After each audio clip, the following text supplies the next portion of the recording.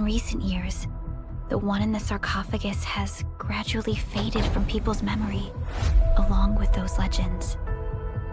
I was hoping that before your memory recovers, you would learn about this world through experience rather than my faint words.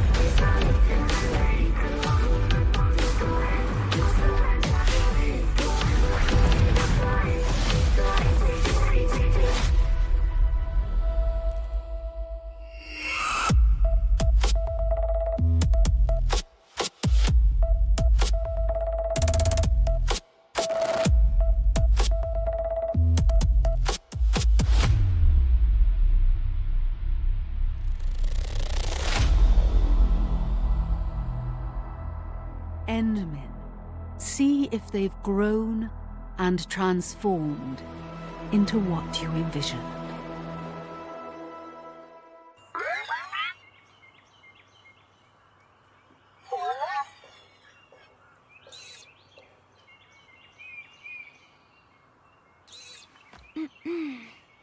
Sorry, Tata. I didn't mean to upset you.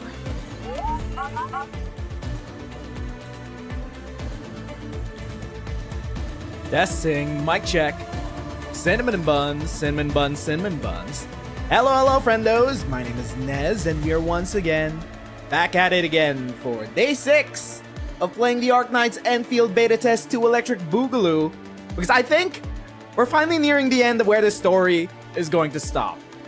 I feel like we can't have much more. We can't have much more content left in the beta, right? At least main story content. I feel like we're getting into the thick of things. We've introduced yet another antagonist. This time, apparently, Nefereth's boss, because we got Ardashir introduced. So, we're all the way in Wuling.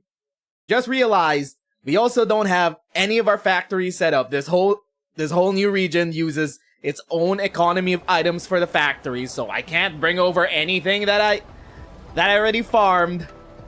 We gotta set up a whole new network of factories over here in Wuling, so I got absolutely no money whatsoever. I'm poor! Maybe I got like basic mines set up, but we have to set up our batteries again. We gotta set up our grinders, shredders, just so we can start crafting the yellow quality gear. So that's gonna be a grind in itself. It's probably for the best though. Hello, 88. Yeah, we are broke. It's probably for the best that each distinct region have its own economy. Because I feel like if you just play a lot of the first region and if it transfers over to the next region and you just build upon what you already farmed out, you kind of break progression in new regions if they ever decide to add more and more on top of the game. So every time they add a new region, they have to make you start from scratch, but you already have the blueprints unlocked. You just gotta get a whole new network of factories going, just so you could make more updated materials that they're gonna keep adding with later patches and shit. But for now, we have no way. Well, not no way. I just haven't put in the time integrate the network. Plus, we still haven't set up our sub PAC yet at our bandit friends' hideouts. I think that comes with the next main story quest. We also got a survey that just arrived. I think we're gonna do the survey wherever we end off in the story today. For now, it's okay. It's 3+ regions, can be a pain. Maybe we'll need more universal boosters. Yeah, for now, it's okay. We have all of our factories, factory buildings researched already. It's just that, why is it stuttering? Oh, it's just because we were in the fucking plaza, right?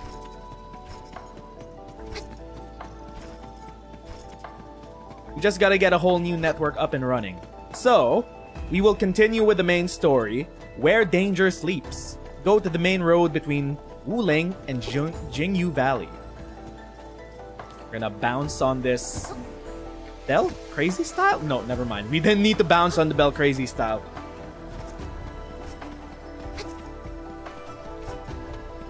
Also, in the off stream, I have been exploring the city again, just looking for loot and secrets. I think overall, I genuinely feel like Wuling might be one of the best designed video game cities of all time. Just from an aesthetic level. At a gameplay level, I don't know how well it integrates gameplay into it, considering most of the content inside the city itself is just looking around for loot and secrets. But from an aesthetic level, it is definitely S tier among video game cities. It feels so lived in and well designed. Could you not de-aggro? De-aggro! De-aggro so I can pick this up! De-aggro!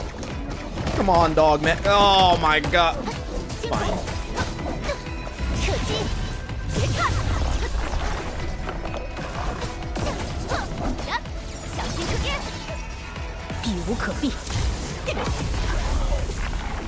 Okay, now we can pick it up. Also, apparently, land crushers are here. So we need to meet up with... Are we meeting up with Fang Yi? Also, I rewatched the cinematic that they showed us near the end of last stream. I was just tripping. I thought I saw Shu's silhouette transform into Fang Yi's silhouette. I was tripping. I was reaching. I was doing mental gymnastics to make it fit. No, I was mistaken. I don't think that Fang Yi is Shu. Although, there is a high probability that she is definitely a Sui sibling. When she gets introduced to the franchise, I feel like... I don't know, I feel like IS-6. That's Sui themed, right? IS-6 is Sui themed, so that... Why is it stuttering it? What the fuck? What the hell? Why is it stuttering? They did do an update to the game. Why is it stuttering? What? This is weird, dog. This is the first time I've encountered consistent stuttering like this in a week. What? Just maybe if I exit this. Hold up. Turn off any overclocking? What the hell?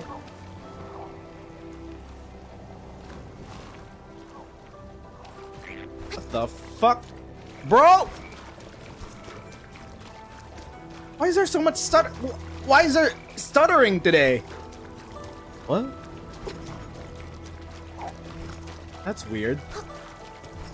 What did they do in the new update that's causing stuttering? The hell? Maybe it's the water physics. It might be the water physics.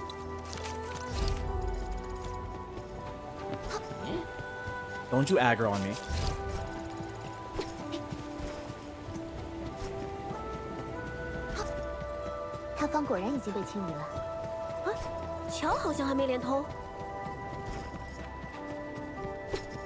So we're gonna reconnect the bridge.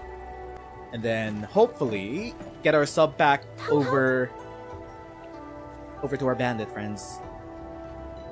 哎，是你们呀！我正准备来接你们呢。你不会又有什么鬼点子吧？哎，说什么呢？这不是放心不下你们吗？快把桥连通，我们直接去寨子吧。Chief has spoken. 哎呀，动作快点儿！我可不想被那些巡卫撞见。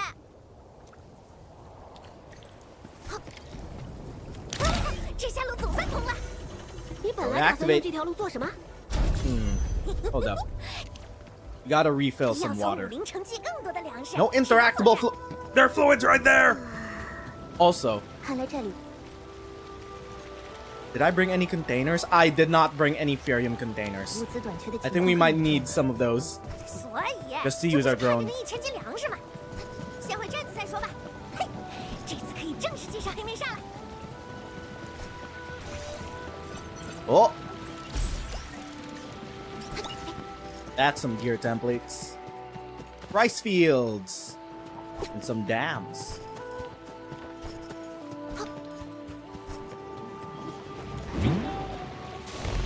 Thank you for your sacrifice. You will be remembered.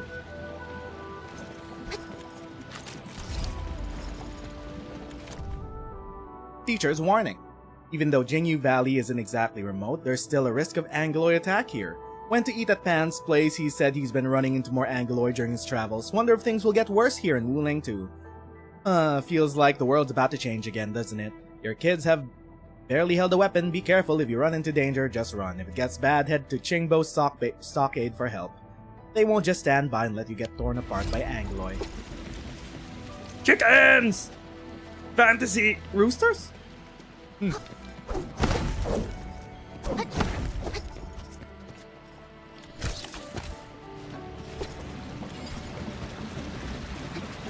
Let's not get swept away.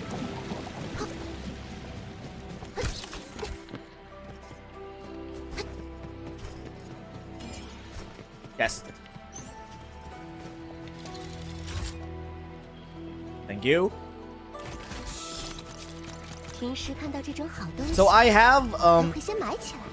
I have E3, at least Avuena and Arknight, but we're kind of down on sanity potions, so we can't really farm any more ascension materials for now. Level 60 plus takes a shit ton of materials. Also, we kind of burned a lot of our sanity potions just to get this far into the technical test, so maybe that may be my bad. On launch, I feel like I might want to just chill out with the pace and save all my sanity potions until we unlock level 80 plus rifts and materials. My burden beast was sick all day yesterday. Had to send it back to Wuling City for treatment. Gotta check if it sneaked a bite of something while it was out grazing. Don't tell me it wandered over to that sewage irrigation test field again and got into trouble. Breeding burden beasts for disease resistance doesn't mean breeding more energetic ones. Last time it was secretly licking Woozy's back. The time before that, it snatched Mr. Lightbulb's diary and chewed it up in the field.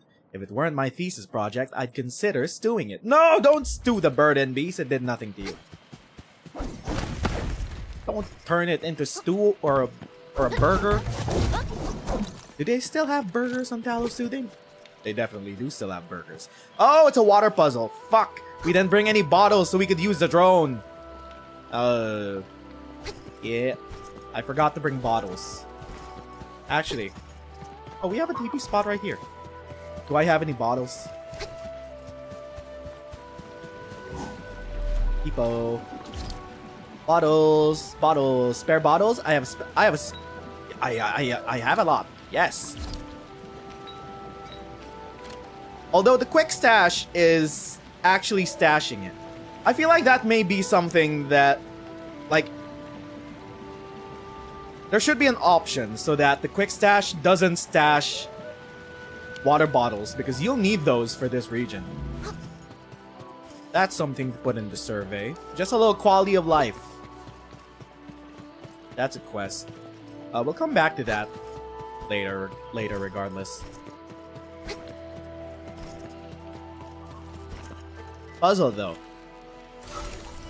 A little brain teaser to massage the. Well, there are only a few ways to go about this. Easy. Nope, never mind.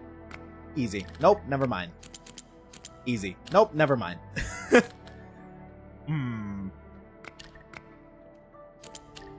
Bang. Bang. Easy.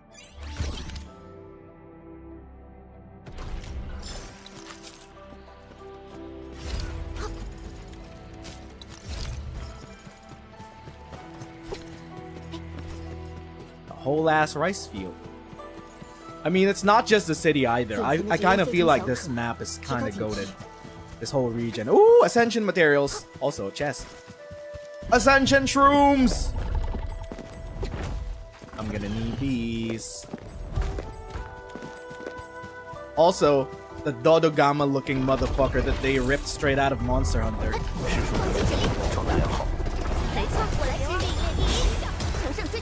动力运行。目标锁定，看我！ You have a big stagger bar, you asshole. He literally rolls around as well. Bang.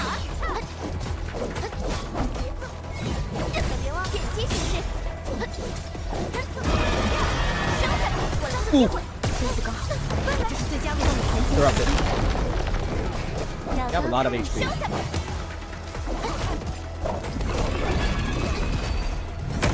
Oh, shit. Oh. You are beefy. 好久了，并列第一，抓住，重点，让人路，我可不算温柔。技术弹，乘胜追击，这才叫做良心可验。愿大地接纳你们。 All we got from that was liver. Actually, no, you were guarding this chest. Never mind. Oh, worth it.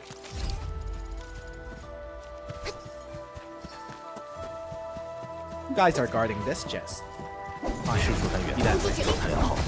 没有超过人，技术弹并列第一，乘胜追击，分数刚好，良心可验。看着实际，必将号，清空区域，攻击指令，潇洒。 归于平静吧。 Thank you. I keep reading the name of that one purple sword, the Angeloy Slayer, as the Aegyo Slayer. And I can't get it out of my head. The Aegyo Slayer.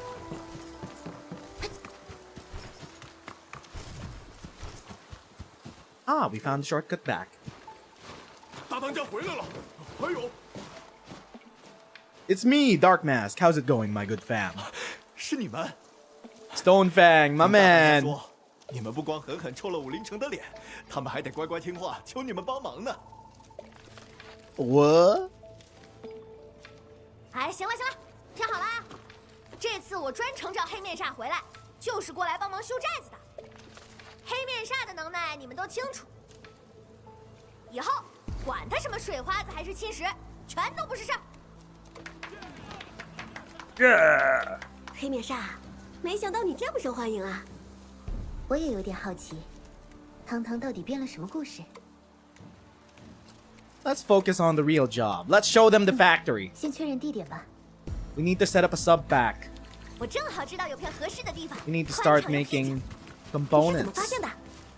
当然是睡觉了，哦不， for 巡 gear. 逻巡逻的时候发现的。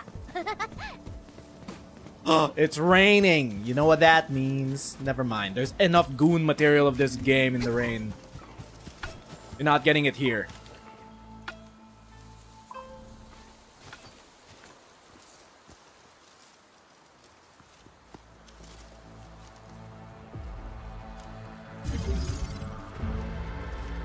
Sub back. Complete.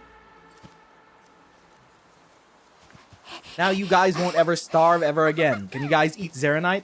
That's the only thing we plan to make, though. 能帮助你们建设所需的设施，就从一座复合式农场开始吧。 Oh, we can farm? Wait, we can make food in our factories now? 我知道，比起武林城，我们给不了多少贵重的东西。不过，收下吧。 Oh, it's a mask. 有了集成工业系统和你们在，我也可以放心把这里交给他们了。嘿，有问题就找何老。What about you? 嗨，寨子里最近老有人偷偷溜出去，啥也没干就又回来了，搞得神神秘秘的。我哥又没空，还是得我去查查怎么回事。寨子里情况不好，大家都在自谋生路吧？哎，得了，真有什么麻烦，我一定第一个通知你们。等我把内寨打点好了，也顺便带你们 Ancestral 逛逛 Spring. 府城。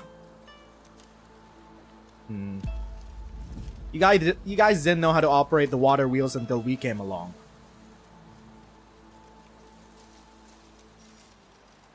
Oh.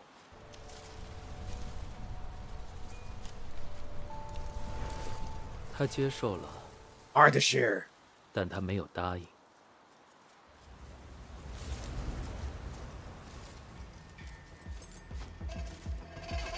My wife? Neverith? 那接下来，我们要如何避免太多的牺牲呢？管理员， Why are you looking at that giant wheel? Leave the ancestral springs alone. The way of water.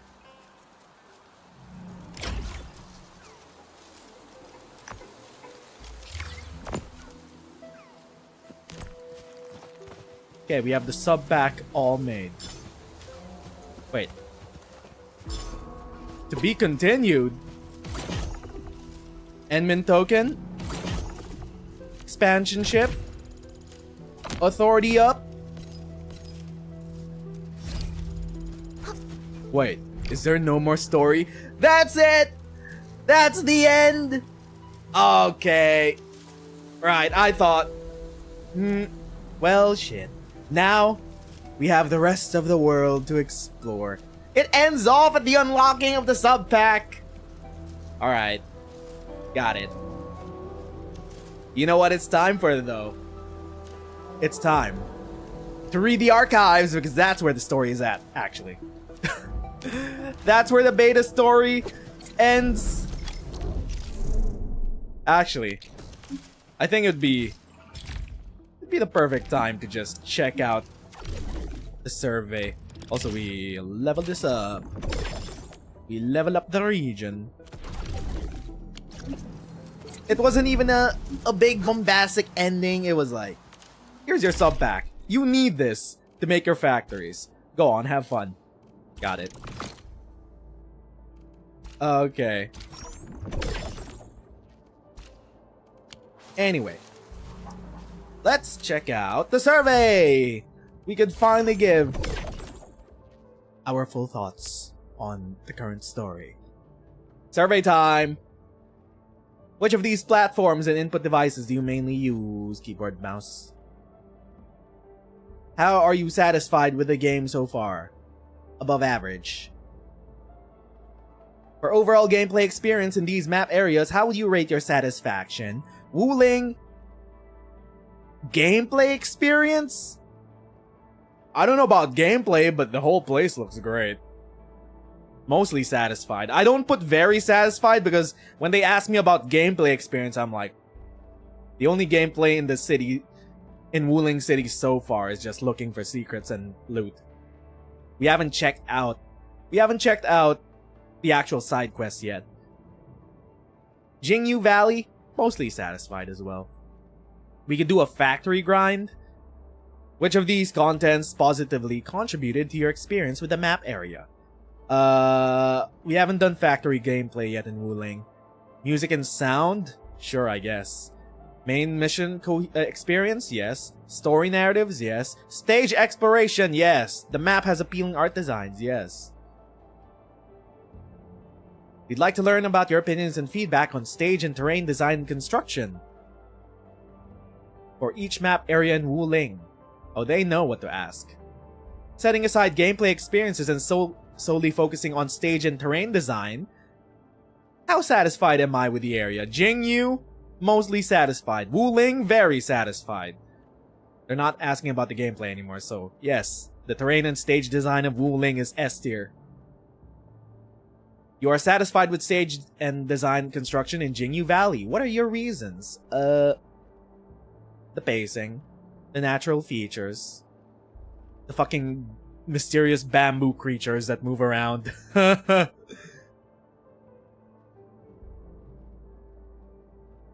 Appealing, intuitive. You're satisfied with Wuling. Interesting structures, path layouts, buildings, landmarks. I don't know about content just yet. There are no enemies in Wuling City. It's a huge area with no enemies. It's just full of loot and maybe side quests. Haven't seen those yet. Visual cues, environment art. How do you rate your eagerness to explore these areas? Wuling, I'm still exploring the area. I think we haven't found every single secret and puzzle in that area yet. Jingyu Valley, I'm neutral about it. Which of these Wuling content stage designs have made you eager to explore the place? Side missions, gathering progression materials, unique theme of the area, rich variety of interactables. We haven't seen those yet. There are no battles in Wuling City aside from sparse rifts. Overall movement, collecting puzzles, lore and story, looking around at the shops, trying to figure out which bean is this. I like the vibe and atmosphere, visuals of the area. In Jingyu Valley, which of these situations have reduced my willingness to keep exploring the place? I don't know. It's a bandit area. It's kind of rainy all the time. It's Gunnar Central. It feels bland. It's not that memorable aside from the water wheels and maybe the bamboo.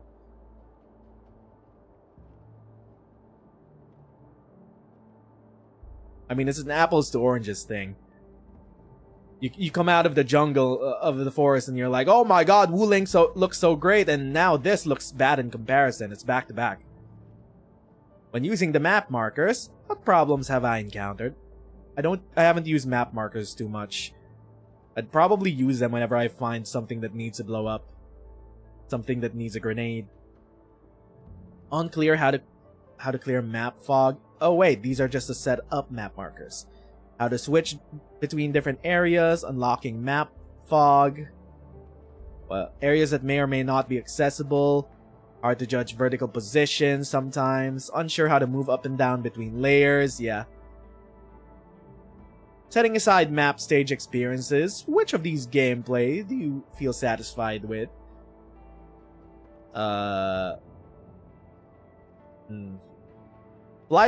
Eliminating Blight is kind of finicky.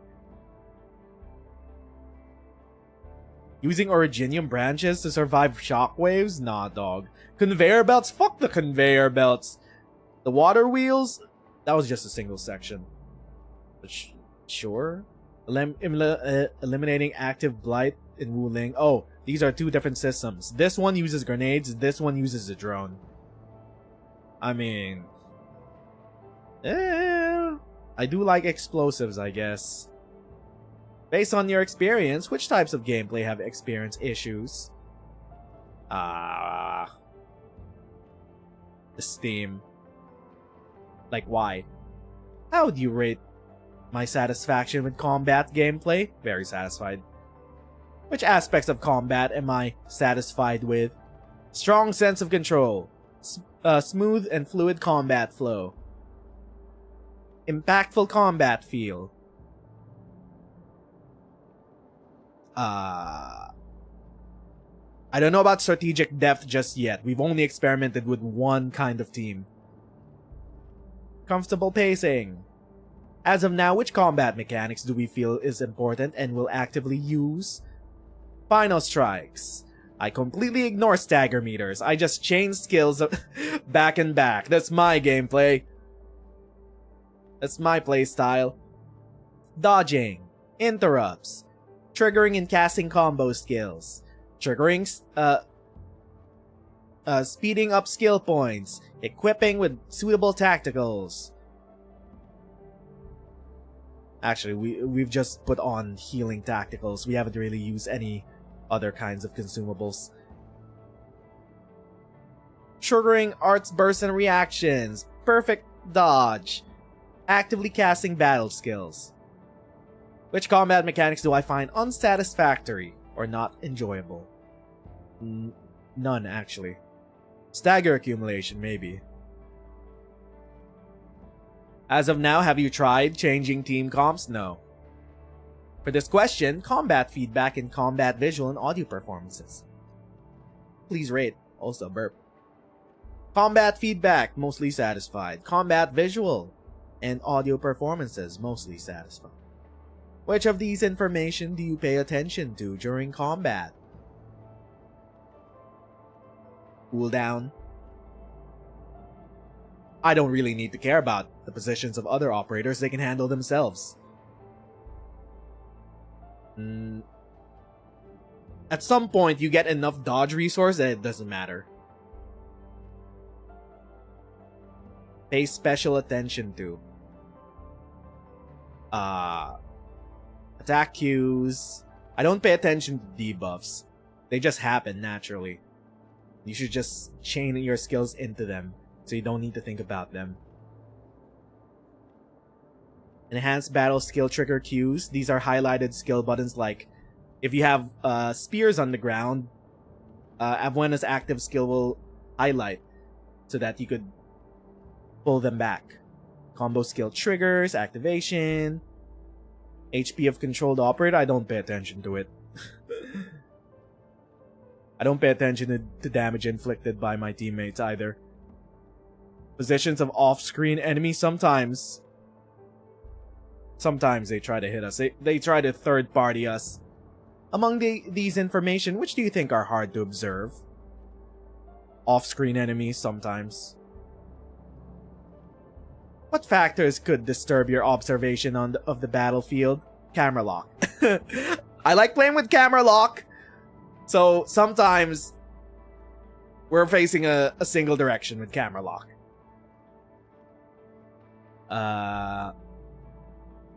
Too much information, excessive skill effects, many UI elements are scattered, size of UI. Camera lock on interferes with looking around the battlefield. Because it's one thing to be locked on to an enemy so that you don't switch targets. It's another thing to keep the camera also locked on to the enemy. Like, there should be an option where you lock onto one enemy but you could still look around the battlefield.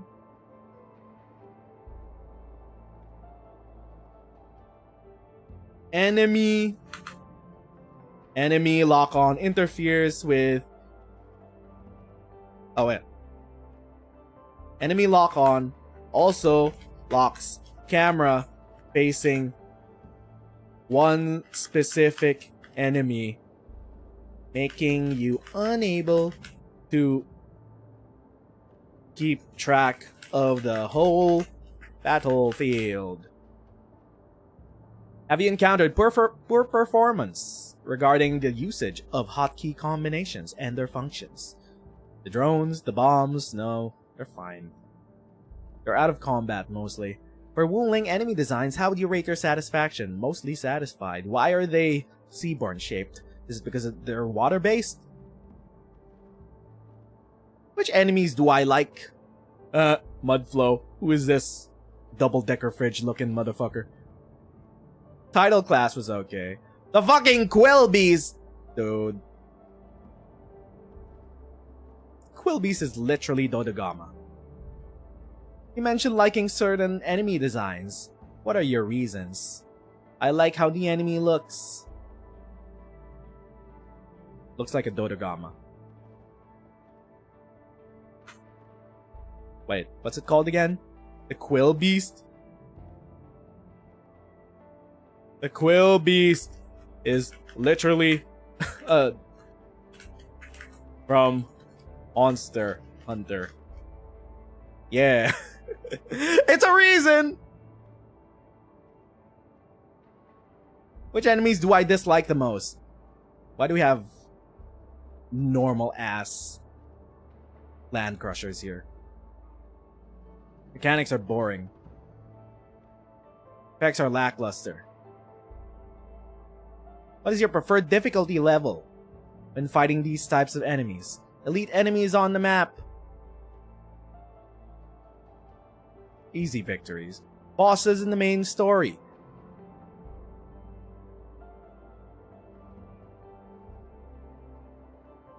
Elite enemies on the map? Whatever, dog. I don't want easy victories. Fuck it. We ball. What is your preference for style and design of boss fights? I want bosses to involve more interesting mechanics and familiarity with the mechanics. I want bosses to be more action-packed with quick reflexes and good techniques. I like all of this. What's your satisfaction with these progression designs? Operator progression. Gear progression? Gear progression is mostly in the factory. Weapon progression, it's also mostly in rifts. Operator progression, also mostly in rifts. It's a fucking gacha game. So I'm always gonna be like starting from a negative baseline. It's designed this way so that you can't power through a lot of things, but also there are level caps that they won't let you cross. Regardless, you could out level the main story easily by 15 levels. That's what happened with Marble Angelo Morai. We were at level 60, it was at level 45. We kind of ran through it during the story itself. I'm neutral about everything. Have you encountered the following progression-related issues? Too many types of progression materials? It's a fucking gacha game. No shit, dog. I don't know some rules about progression. Poor experience with essence progression. Essences are RNG'd. I guess. I hate RNG. But it's the one RNG thing that we have in the game, so it's something... It's an aspirational aspect. I'm fine with that. There's a lack of character progression guides. Brother, we're in the beta. You don't know what to level up first. Nah, skill issue. Just level everything. Equipping operators with fitting weapons is difficult? No. Progression is too grindy? Getting progression-related rewards is too tedious and troublesome? It's starting to feel like it. Level 60 and above? We're kinda tight on ascension materials now. But that's fucking gacha game expectations already. There's no place to verify effects of my progression efforts? No, there are. You get to do higher level and difficulty encounters. There are. Some progression materials are too scarce. I mean, that's the baseline of what gacha games want to happen. Tactile crafting, food and medicine give a poor experience. Never felt it. It's hard to get the operators I want. I can't get the operators I want right now. Surtr has been dodging us for a week. Yes. No shit. All of these progression related issues are just basic gacha game standards. Huh, it's almost as if being a gacha game has fucking made certain parts of an action game worse. Just by virtue of needing to make you grind and pay for power. Gee, I wonder why. Gear acquisition gives a poor experience. What, you mean like gacha weapons? Like, all of these are directly attributed to this being a gacha game. It's like, pick your poison. None of these are getting fixed. You mentioned the progression materials are insufficient. What exact type of progression materials am I struggling with the most? T-creds, operator promotion materials. Well, the high level ones. No, fuck it, we ball. It's a gacha game. Everything's going to be scarce. You mentioned progression is too grindy. What problems did you run into? Map exploration, various gameplay to keep up on. The AIC takes a lot of micromanaging. But I don't want... I have the time to micromanage the AIC factory. I don't know about other people. I'm a factory freak.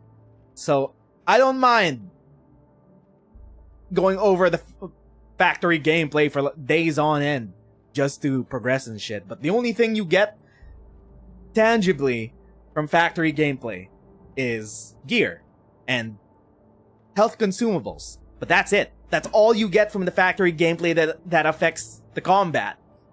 Well, there's also like grenades, but... And then you could get stock bills that you could buy, that you could use to buy things in the shop, which is just a bunch of miscellaneous level up stuff that resets every day. It's not really... It doesn't move the needle. Collecting map items and puzzle solving take up too much time. What? No. Constructing facilities in wilderness takes up too much time. Zip lines, power transmission routes. It's part of the deal. Overall game and in-game content is big. I need to spend a lot of time. No, that's not a bad thing. Too many missions are unlocked at once. You do have a lot of missions unlocked. There are all sorts of progression and grinding stages that take up too much time. What? There are too many progression systems for operators. They require too much time and too much... You forgot the word time. And too many types of material. Look, man, you already know why this is. You don't need me to tell you what the pitfalls of gacha game progression is like. You made the fucking sandwich! You made the shit sandwich! Why are you asking me why it tastes like shit, dude? It's like, you know. You already know. I mean, what do you even say to this? Whatever, dog. We'd like to learn more about your experience in the Wuling AIC Factory gameplay. I barely have any. Have I gotten stuck playing Wuling Factory? What's my experience with this? I'm kinda stuck so far because we need to reestablish our... system. When did you get stuck? Fluid pipelines, learning about the Wuling tree, understanding how things work, trying to learn fluid production, placing facilities to set up production lines, when trying to construct more complex fluid production nodes.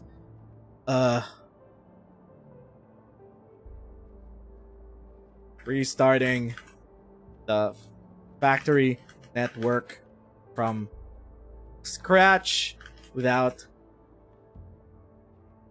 direct materials from the previous region. Regarding the new facilities and fluid-based mechanics of the Wuling AIC factory, have you encountered these issues with understanding the gameplay? What? Wasn't clear about restrictions on pipes. Valley 4 factories could be used with Wuling factory facilities. Yeah, that's that.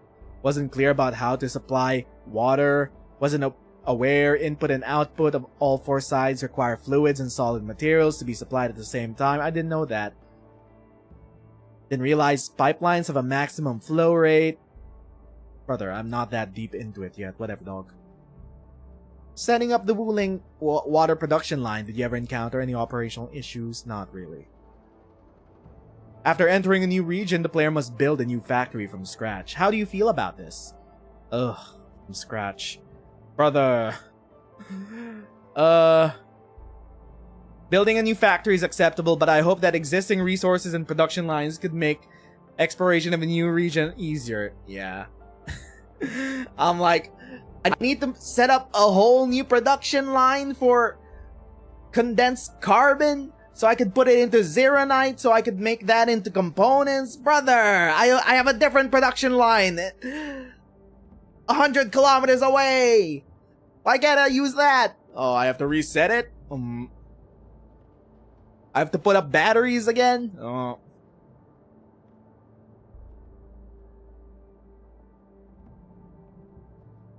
When building a new factory, which process do you prefer not to repeat? Building a new factory? I don't want to repeat mining, accumulating raw... I don't want to accumulate raw resources again. Come on, dog. I have 28k raw originium in my stash. It's not going anywhere. That's just saved up. I can't even spend it all in my previous... Raw resources, I think, are fine. Because that's mainly just from mining. You still need to refine the raw resources. I think that should be at least shared. I don't want to repeat the process of buying AIC steward upgrades. That's okay, fine. Power transmission, rigging mining spots. Nah, if we need more mining spots, it'll be fine to set up new mining spots. What are my current views on the regional development system? Accessible using the Y button. I like it. It makes AIC Factory more rewarding. I can accept it, but it's a little burdensome. Yeah, it feels like a chore to do every day. It's like your dailies. Every day during reset, you check if you have deliveries. You go to the delivery depot, you deliver it to whoever needs it on the map that you find it on. You get 60k for 60k Valley stocks per quest, and then Wuling's gonna have its own thing. It's a daily quest mission, but also trading with your sub packs is like, it gives you at least something to work towards. But it is a little burdensome. It's a lot of micromanaging to keep up every day. Why do you feel the region development system gives burdensome gameplay? Good productions could hardly keep pace with stock bills earning, mainly because I haven't actually optimized anything. All the factories I have set up right now are just good enough. Perfect is the enemy of good enough. I'm satisfied with not being fully optimized as of the moment, but we can't keep up with the stock bills. Yes, sure. It's too complex, hard to understand. No, skill issue. I have too many choices. I don't know which is the most efficient way to earn stock bills. No, you choose a higher number. Higher number, good. There are many missions, actions to do. I'm worried it'll get too burdensome. Yeah. You'll be doing it every day. And it also scales. It scales with how many regions they keep adding to the game. Like with each new region, they're gonna have their own specific regional development system. You trade stocks in each and every one. You make different goods and materials for each and every one. It's spreadsheet simulator. I'm fine with like the mini quests you get to do for each region, but micromanaging every single sub pack and trading with them is just gonna exponentially scale in burdensome gameplay as they keep adding more and more regions. As of now, what are your main objectives of earning stock bills for the region? Assembling gear. It's the only thing I care about. Consumables, we're fine. We don't need healing items. We could just outskill combat encounters. It's mainly just for assembling gear. That's my main thing. What describes your current experiences in the outpost trading feature? I actively engage, but my goods are produced slower than stock bills earning rate. Have you encountered these issues with the feature? Stock bills earning can't keep up with my production? No, the opposite. Not intuitive enough? Haven't encountered any of these. What best describes my experiences with stock redistribution? It's a nice daily shop that you could spend surplus Valley stocks in, but it's something to use surplus stocks in. Sure. Sometimes you get banner pulls on them. What have you completed? Have you completed the following depot delivery jobs? Yes, I always complete my own jobs, mainly because I have no beta friends. Have you ever used these mechanics to complete delivery jobs? Yes, mainly because other people have set up their own ziplines. How appealing do you find the game's world building? So far, very appealing. What aspects of world building concept designs do you find appealing? Connected to Arknights or Genium, unique region design, complex relations, memorable factions and story, connection between Talos 2 and Terra, sci-fi elements. I don't give a shit about the Endmin. Endfield Industries trying to build and expand on an alien planet and pioneering spirit, design of Wuling. At a baseline, I only care about the Endmin, mainly because they're probably going to be revealed as the reconvener of the Doctor. And what that entails, I'm more interested in. The character of the Endmin, I could give less of a shit about them.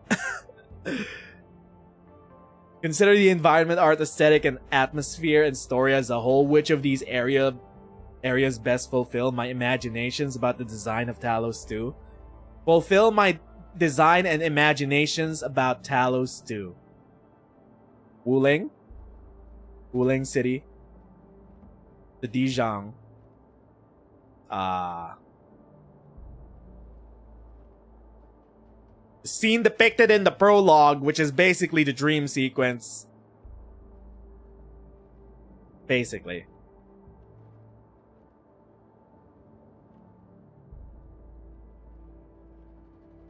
For new regions and themes to be released in the future, which do I hope to see?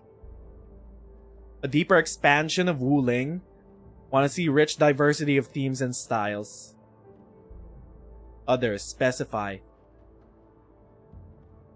How much do you like these main story content?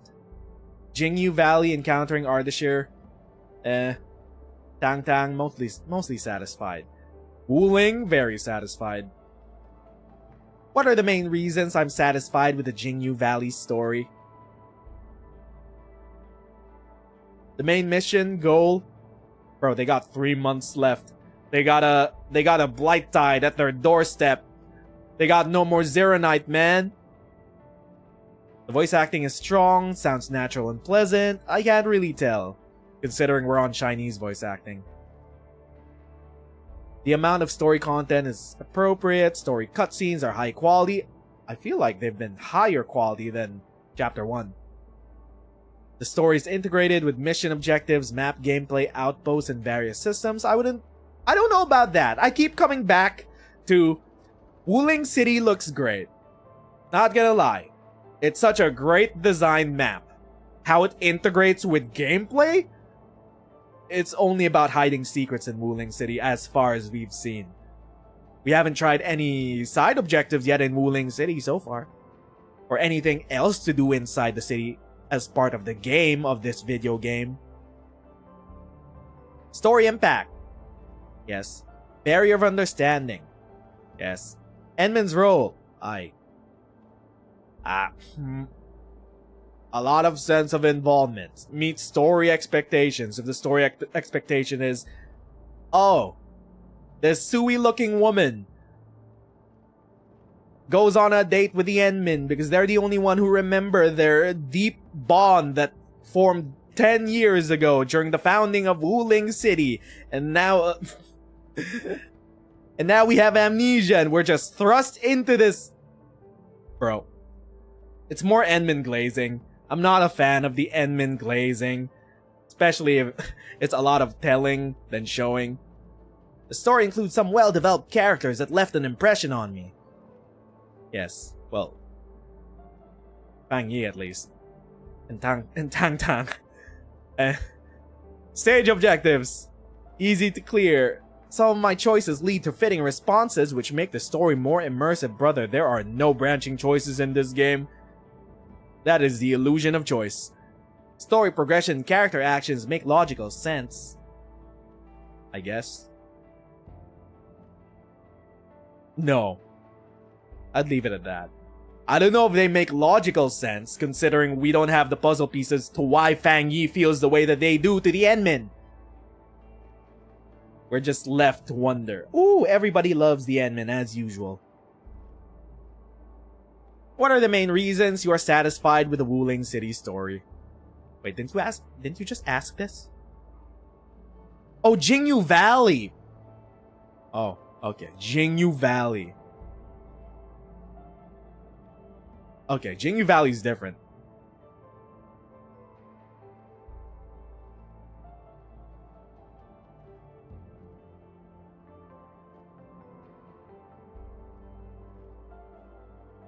Okay.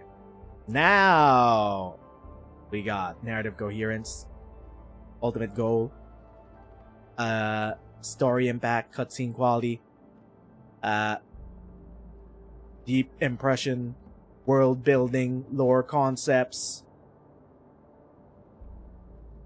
clear to me, well integrated mission objectives, map gameplay, outposts. Regarding the narrative atmosphere and vibe of the game, what type of narrative tone do you hope to see in the future? Inspiring and passionate, casual and joyful, suspense and horror, realistic and thought-provoking. I don't know how well they could do suspense and horror with this art style. Like, Arknights got away with a lot of horror, mainly because it was a visual novel. And 2D art lends a lot better to doing horror than 3D anime. Realistic and thought-provoking, though. It wouldn't be Arknights if we didn't get any of that. Epic and massive, brother. How much more epic and massive could we get than a supposed Sui sibling fighting off a bunch of Angeloi with turrets firing down, thunder coming down. Sad and sorrowful. Romantic fantasy. Bro, we already had one date session. We had uncensored hand-holding. As of now, which Endman's identity am I playing as? The female one. Just considering the Endman's identity as you're playing now, how satisfied are you with the Endman's role and character building? Fuck you. Yeah. Bro. Come on, man. Just considering the Endman's identity as you're playing now, what aspects of the Endman's role and character building do you think can be improved upon? The mask is not attractive enough? It affects emotional expression? Bro, they got wild priorities. I don't like the personality and persona conveyed by the Endman. The character actions lack variety. The Endman's true background and past stories do not interest me. The appearance and design are not attractive enough. Bro, get your priorities straight. The Endman's role in the narrative progression is limited, and sense of involvement is weak. Character actions and Bro. Proportion of voice acting lines is Bro. Personality and persona conveyed by the Endman differ a bit from mine, and I can't get into the character. The Endman's role and status don't feel consistent in different missions. Appearance and design does not fit the world building well enough. They're the ageless leader of a huge organization that has been around for minimum, maybe 10 years. Maximum, 150 years since the first time they stepped foot. Actually, no, yeah. They've been around for at least 150 years because the Endman was the one who planted one of the pieces of First Originium into Talos too. They're too childish. Is it obvious that I don't like the Endman?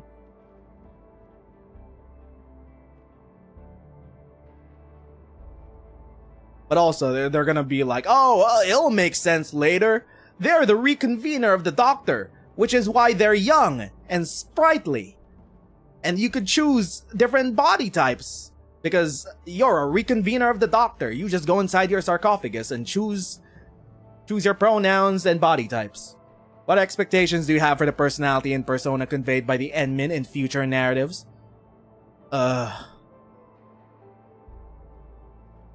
Wait, what do you mean the male and female have different personalities? They do?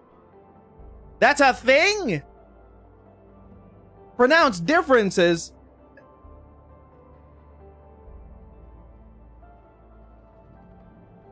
Brother, they have a mask on. And we have a limited range of emotes to use in cutscenes. We have the classic hand on chin emote. Thinking, Hands on waist with fists clumped. We don't, it's too self-insert for me, dog. For Wuling, several forms of narrative delivery are also used for the main story. How satisfied are you with them? Very satisfied. Dialogue between characters? Mostly satisfied.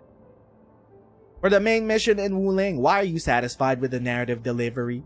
Facial expressions are lively, match emotions. Music and sound. Cutscenes are high quality. I don't know if the voice acting fits well, because this is mostly Chinese. The camera work highlights key moments, like showing Tang Tang's ass on the screen every 5 minutes. The lines are clear and impactful, reflect the story's depth. I like the story presented in the cutscenes. The visuals are striking. The cutscenes enhance the story's atmosphere.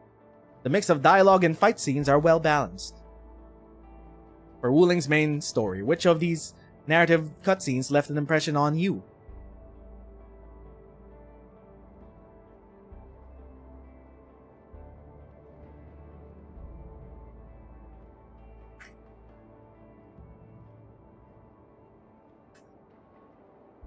Defending the city gates. The flashback cinematic of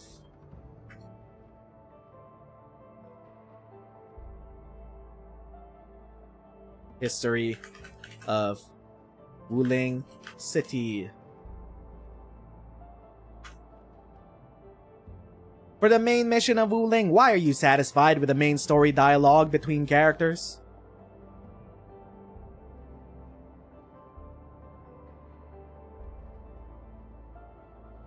As of now, completing certain missions requires the use of immersion mode. How do you feel about this? I don't like it. I hope it appears less. Brother, we have our own team. The use of the immersion mode is actually ironic because it pulls you out of my immersion. They never needed immersion mode before. It actually pulls me out of the game whenever they do immersion mode.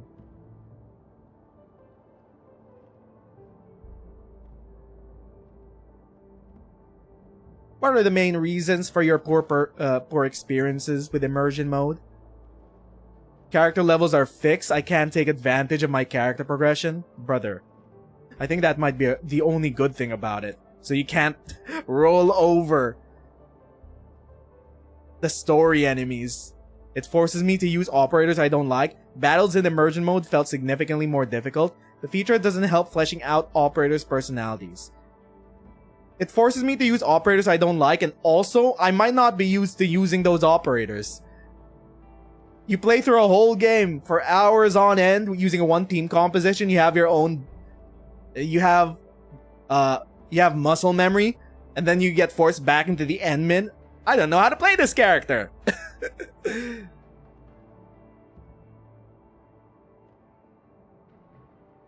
It doesn't help flesh out the operators' personalities. Bro, that's what cutscenes are for. You don't need to put us into combat with them. It messes with muscle memory, forcing me to use operators I may not remember how to use. Missions are long and I cannot interrupt them, that's also. We can't leave immersion mode. It's a big ass cutscene itself.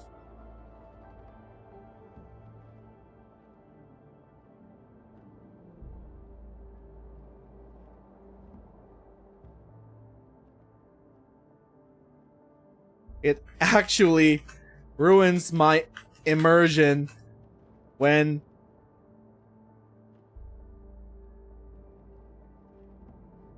my team is suddenly changed in gameplay when I can suspend my disbelief with... Fuck me, there's a limit to how much I can write! Brother, come on, man. Fine. When I play anime games, which voice acting language do I most listen to? It depends. It depends. Does it have VTuber voice acting like most anime games, or does it have FF14 voice acting? There is a difference.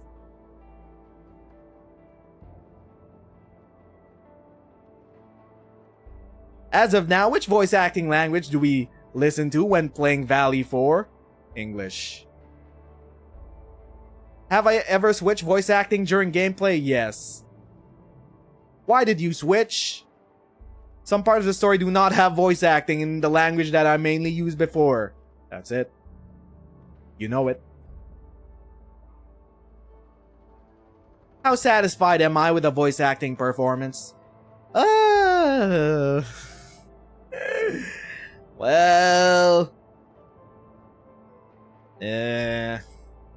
I'm neutral about it. Operator voice acting during combat and exploration, it gets grating. I'm neutral about it.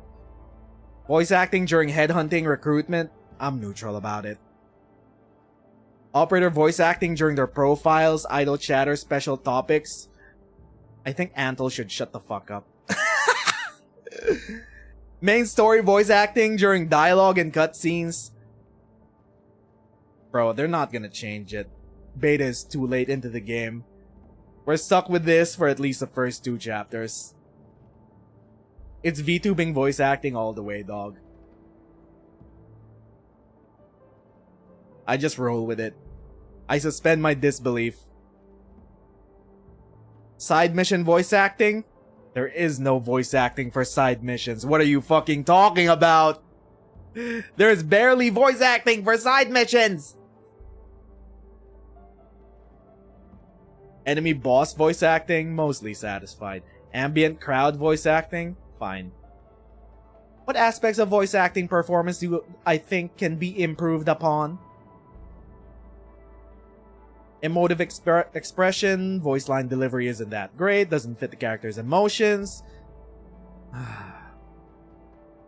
I'm sorry. When I hear this, I'm like, Yvonne is the biggest culprit. Yvonne's intonation is all over the place. Sometimes she makes a declarative statement and the tone of the sentence is enunciated like a question. Voice acting coverage, I hope other textual contents can be voice acted as well. Doesn't fit the character's persona, no, I think it's fine. World building, the voice acting doesn't fit the general vibe of the world building or offers limited support to the world building.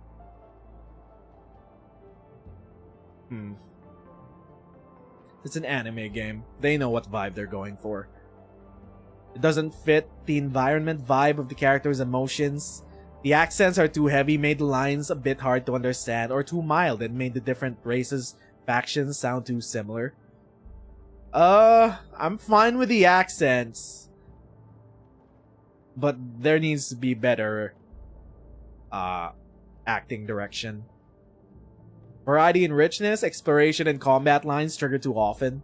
Lines lack variety. Dialogue lines don't feel colloquial enough.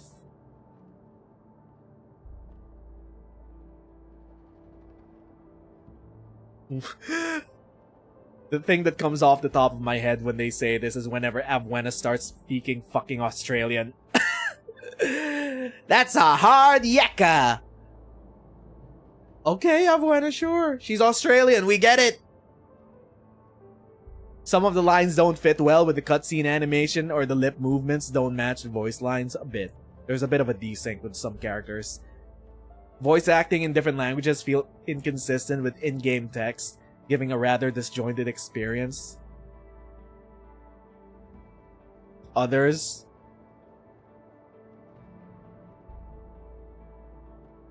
Bro, I feel like when we finally find out which Indonesian VTuber voices Yvonne,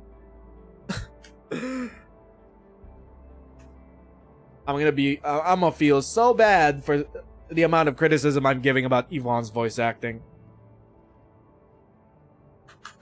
Yvonne's delivery. Boy, English voice delivery can be improved to convey intent better through the thick accent. Because sometimes Yvonne is gonna be like, Tata was my baby bot. You think I'm going to mourn over my baby bot? Well, he died for a good reason. I'm sorry, man. That's my best Yvonne impression. Based on your current experience and understanding, which of these best describes what you think about the voice acting style of the main story? Anime. Bro! You know it! It's anime. Based on your understanding of the in-game narrative, which best describes the voice acting style I prefer? Theatrical.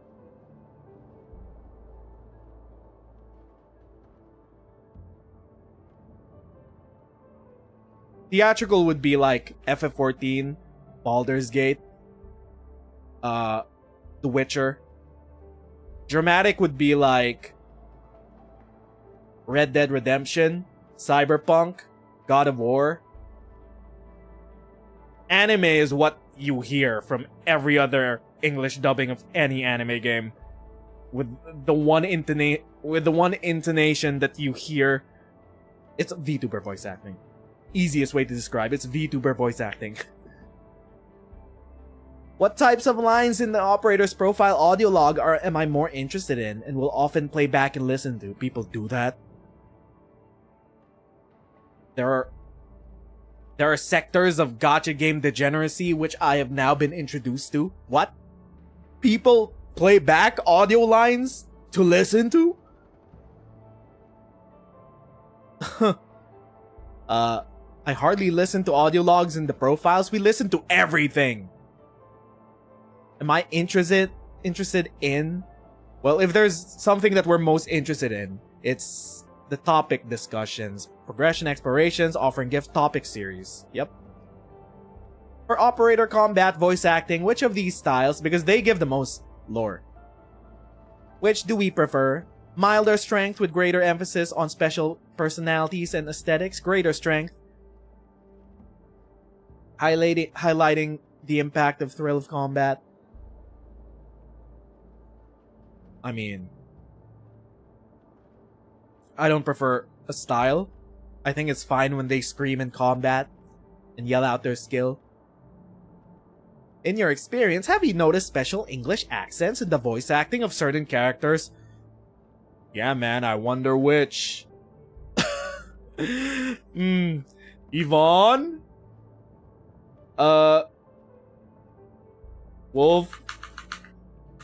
Wolfguard? Rosie? Who else? Who's that Tracer woman?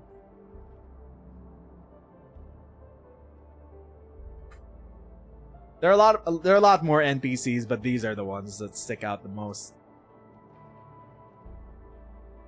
Do you accept having different levels and types of accents in the voice acting in English? Not having every character speak in RP English with some different accents? I like it. I look forward to milder accents. Heavier accents are kind of like... If you're gonna give them heavier accents, make them just fucking speak straight up the language itself. Like, for certain sections, they just made Rosie and Wolfguard speak Italian. Oh, surely the admin has some form of translator on them. Heavier accents are wild, though. That's mostly... Yvonne's just the biggest culprit of the heavy accent.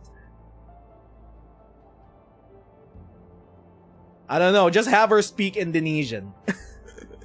I feel like that's more acceptable than the heavy accent.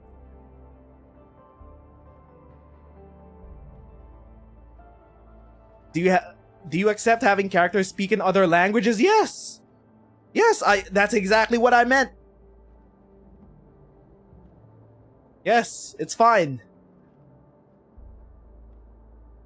If possible, are there any voice talents you would like to see in the cast of Arknights Endfield? Please share your dream cast with us.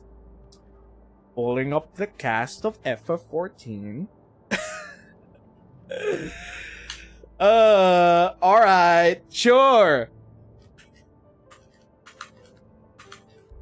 Jonathan Bailey.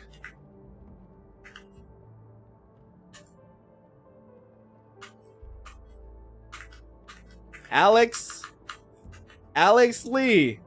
Is it Lee or Le?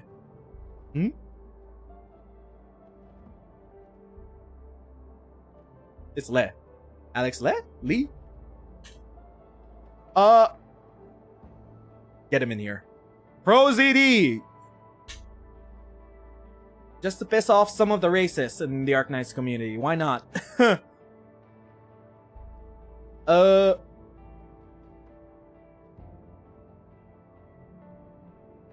Ben Starr.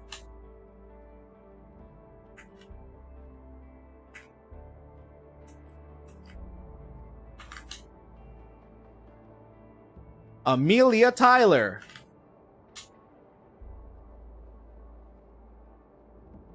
Who else?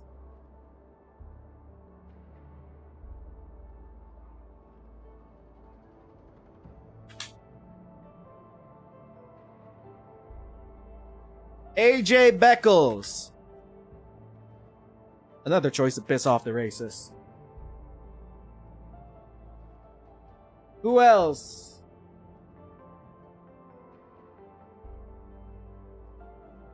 Those are the ones off the top of my head.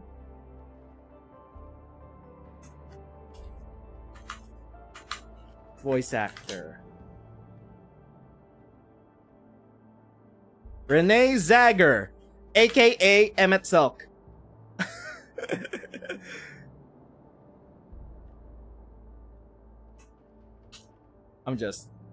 We're going through the FF14 classic. Peter Brammel, aka Thancred.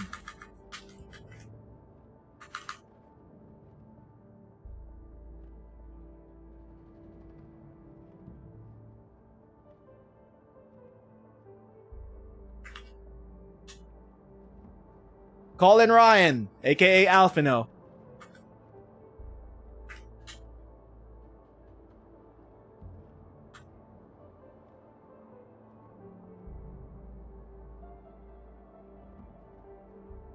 Judy Alice Lee, aka Melinoe from Hades 2.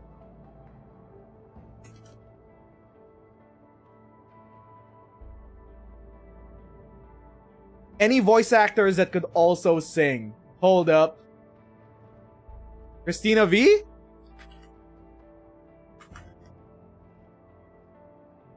Christina V.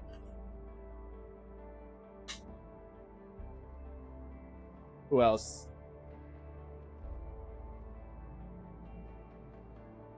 I feel like that's a good roster. Wait, hold up. I'm looking through the Hades voice actors.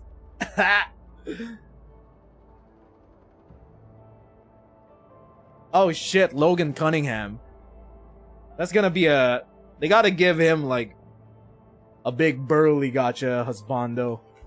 Logan Cunningham, aka Hades.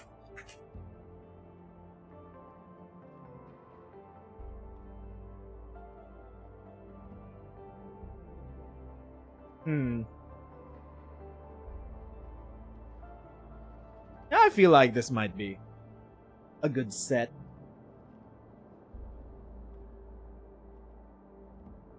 I'm down with this. Next. Do I have any other feedback to share regarding voice acting performance in the game?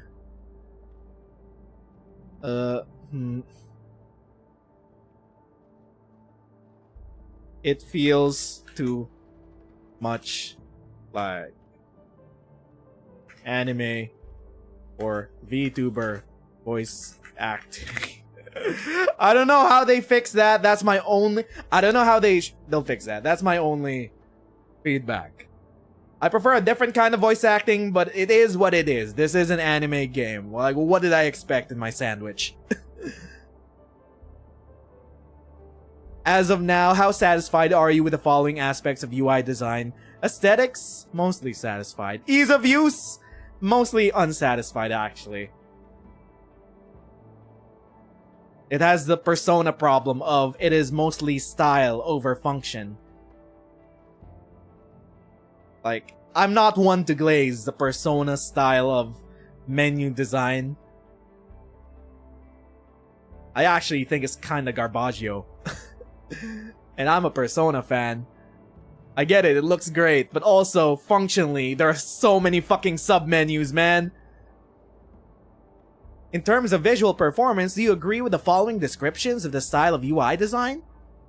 The UI design fits the game's world building. I strongly agree. Interfaces convey a visual tone that fits the mood. Mostly agree. In terms of visual performance, which function or system interface left a strong impression on you? The map? Too many submenus. Yeah. Event center, acquisition center, operator progression screens. That's the Persona-ass menu that they got where the characters change emotes or poses. Dijon Control Nexus, Outpost Management, Endfield Database. Strongest impression on me. Operator Headhunting, Path of Glory. It's most of the operator screens.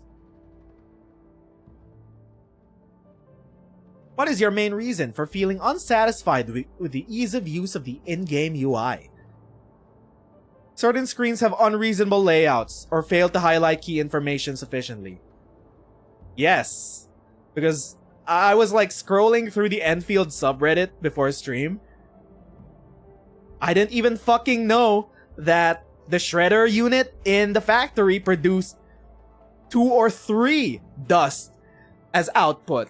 That's found nowhere in the actual game itself. I had to learn that from a fucking Reddit post.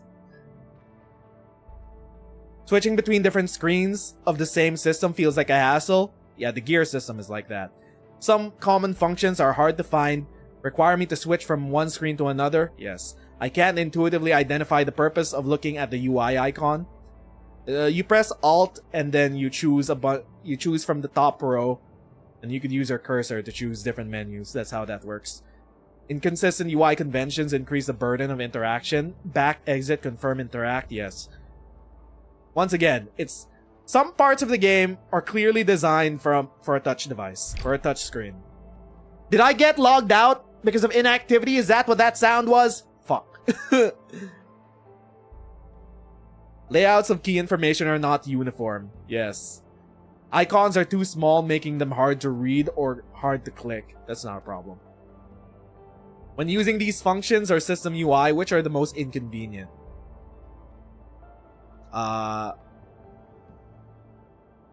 Team interface? No, that's fine. Control nexus, changing operators, assignments. Facility operations in 3D perspective. It's a lot easier when you go overhead. I haven't used the 3D factory perspective in factory gameplay at all.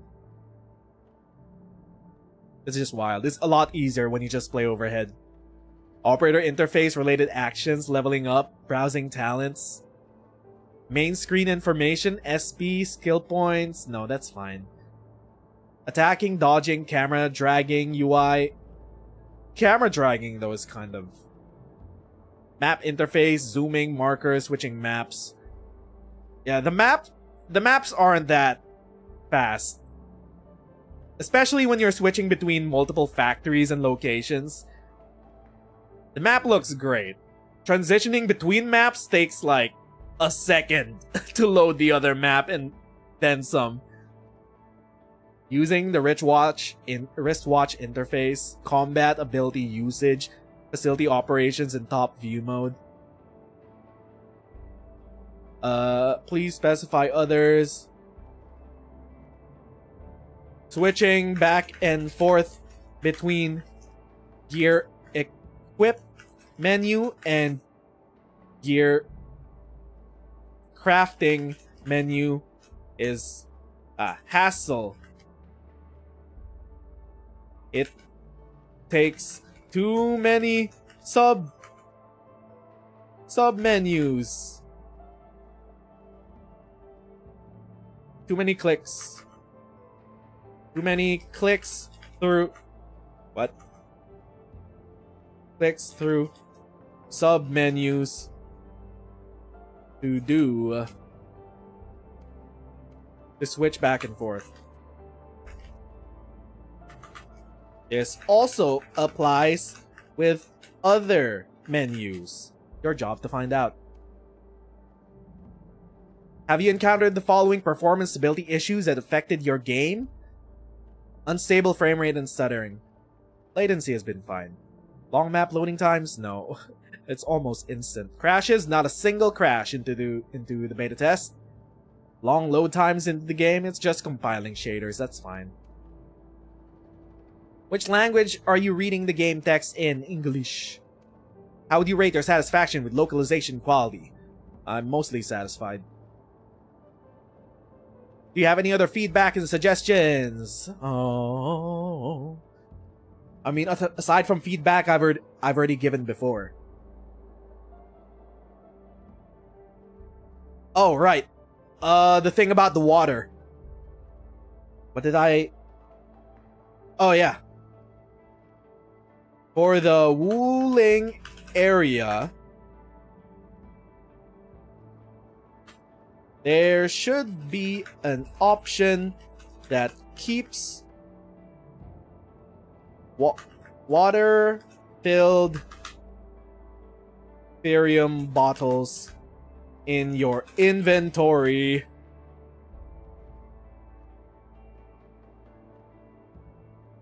When you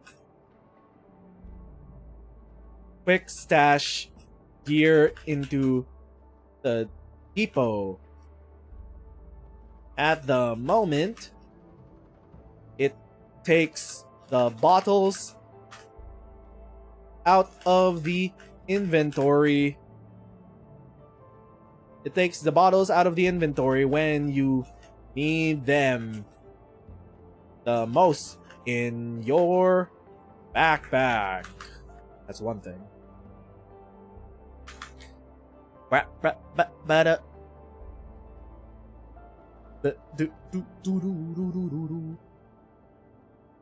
feel like that may be it.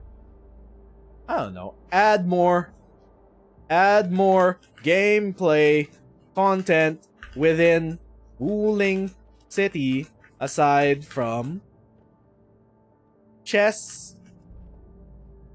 Aside from chess and loot drops. Feels kinda empty. But we haven't done the quest yet though, so.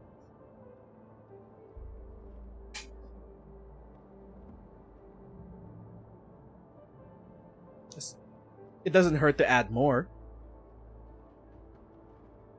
Submit! Did we get logged out? We got logged out. Bang! Well, that was a whole hour of surveys. Arknights.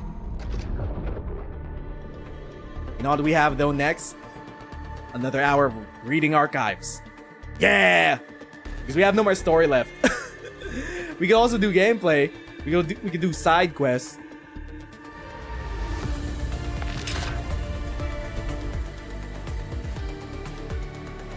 I want to check out. We just got through the survey. Going back to back with archives might not be the play. I feel like we should go check out that one region we haven't checked out yet in Valley 4. Aubrey Quarry. It's a whole ass region. Gameplay, grind, and praying for the gacha gods. Also, we got bulls. I forgot. I think we have bulls. We might as well get them out of the way. F8. Index. You have stuff to burn. You have endgame modes to try? Yeah. But there's that. Hold up. Headhunt. We have one pull on Surtr. This time for sure. I swear. This time, she's coming home. I swear. One ticket is all it takes. Never mind, it's a blue box. 这一期 Blue 行动 archive. 组安踏。 Antle, go away. We have like 6 bowls. We could spend all our aura geometry. Come on. This is it. This is it. Come on. Oh, it's a 5-star.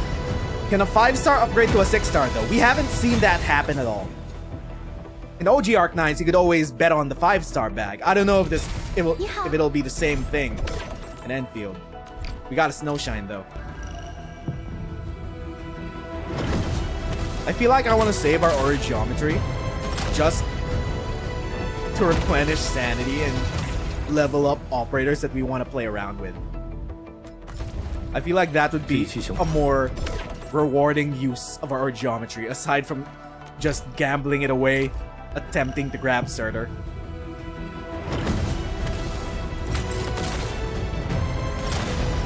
That's a 5-star.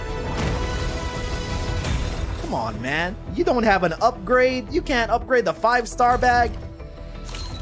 你好，我是罗德岛的特 Do 派 Snowshine 探员 again.。That's a blue bag. Antle! We got 3 pulls left.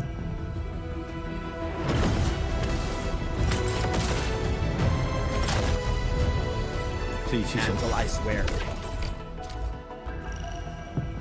2 pulls in the dream. Oh! Oh! Oh! Is this it? 6-star. Is this it? Are we getting Surtr? Or is Raid Up a lie? Oh! 比起自我介绍，还是用介绍 Oh, she's home! Okay. Wow, we spent all our luck. During launch, she will never come home. I can feel it in my bones. Okay, we got Surtr. You could get a token tribute. Wait, acquire a token every 240 headhunting attempts. No limit to this. Okay, whale mode. Sure. We also have some tickets on the basic headhunting. Surtr is back. We might as well spend these. 自己继续。 Alright.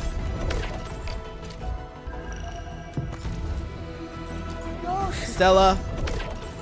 What about Helliger? Helliger, would you like to come home? Hella daddy. Give me my dilf. No?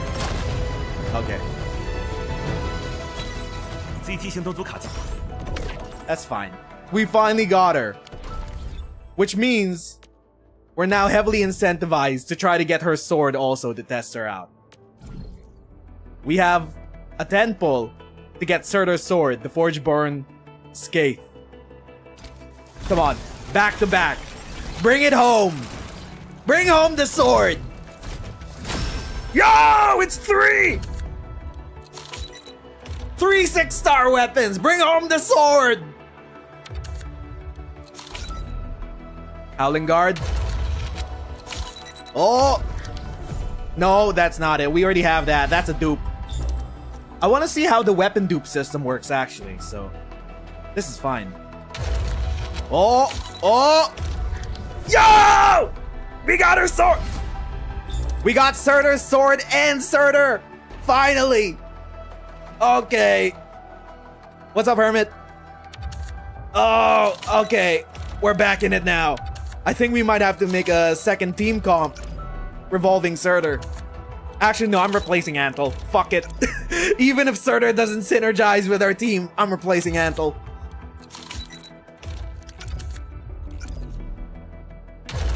What's our other 6-star? Oh, it's another spear. We got multiple of these spears, but no one to use them on. The Valiant. Okay, thank fuck. The sword is home. Well, alright then. Also, I can't afford any more of those.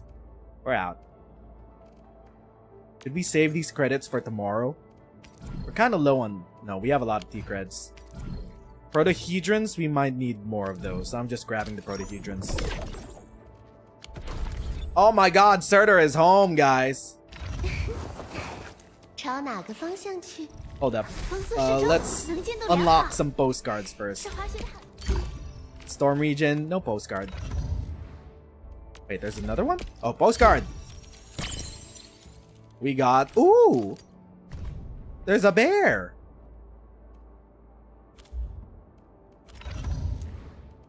Alright. Okay, we have Surtr. She's home. Leviathan. 我讨厌 Intellect. 乱指指点点的家伙。 Main attribute is intellect. Secondary attribute is strength. Let's switch. Since the story is done, let's switch back to English voice acting. Let's see how she sounds. Am I looking alright from this angle? I hate fools who like to micromanage. Thank goodness you're not one of them. Oh my god. She's so fiery. So her main skill deals heat damage. She restores SP? Hey yo, she's a striker that restores SP. Interesting. Smoldering Fire. Summons a magma fragment to continuously attack enemies and deal heat damage. Hitting the enemy grants 1 stack of Melting Flame. If Leviathan has 4 stacks of Melting Flame when casting the skill, then consumes all the stacks and performs 1 additional attack that deals heat damage and forcibly triggers temporary combustion to all enemies in large area. When the additional attack hits the enemy, restore additional ultimate energy. Interesting. How's that combo loop? Combo trigger. When an enemy suffers from combustion or corrosion... Oh, you need to build around her. You can't just slot her into any team. You have to build either combustion or corrosion to trigger her properly. Fire erupts beneath the feet of any enemy with combustion or corrosion, dealing heat damage to them. If the skill hits the enemy, she gains 1 stack of Melting Flame and further gains ultimate energy. All her skills gain our ultimate energy. Twilight. Summons a Sviga Levi and becomes a controlled operator. It forces you to control her? For a certain duration, her basic attacks are enhanced and strikes together with... Oh, she does double attacks, which is basically double damage. With each attack dealing heat damage, the basic attack sequence also applies heat infliction. So you could just chain bursts. If every single attack that you do applies heat infliction, that means every single attack can chain heat burst. Yo! When the controlled operator's final strike or finisher hits the enemy, she absorbs heat infliction from nearby enemies. You really need to build around her. Holy fuck. You need to build around heat infliction. Unfortunate for us though. Every stack of heat infliction absorbed gives 1 stack of Melting Flame. At 4 stacks, she ignores 10 heat resistance. She can ignore up to 40 heat resistance? Bro, she has res shred like OG Surtr. When HP drops below 40%, gain 90% protection and restore... She also has a second life like OG Surtr. Effect triggers once every 2 minutes. She has a second life. Well, it's not really a second life. It's more of a oh shit button when you drop below 40%. You need to build around her.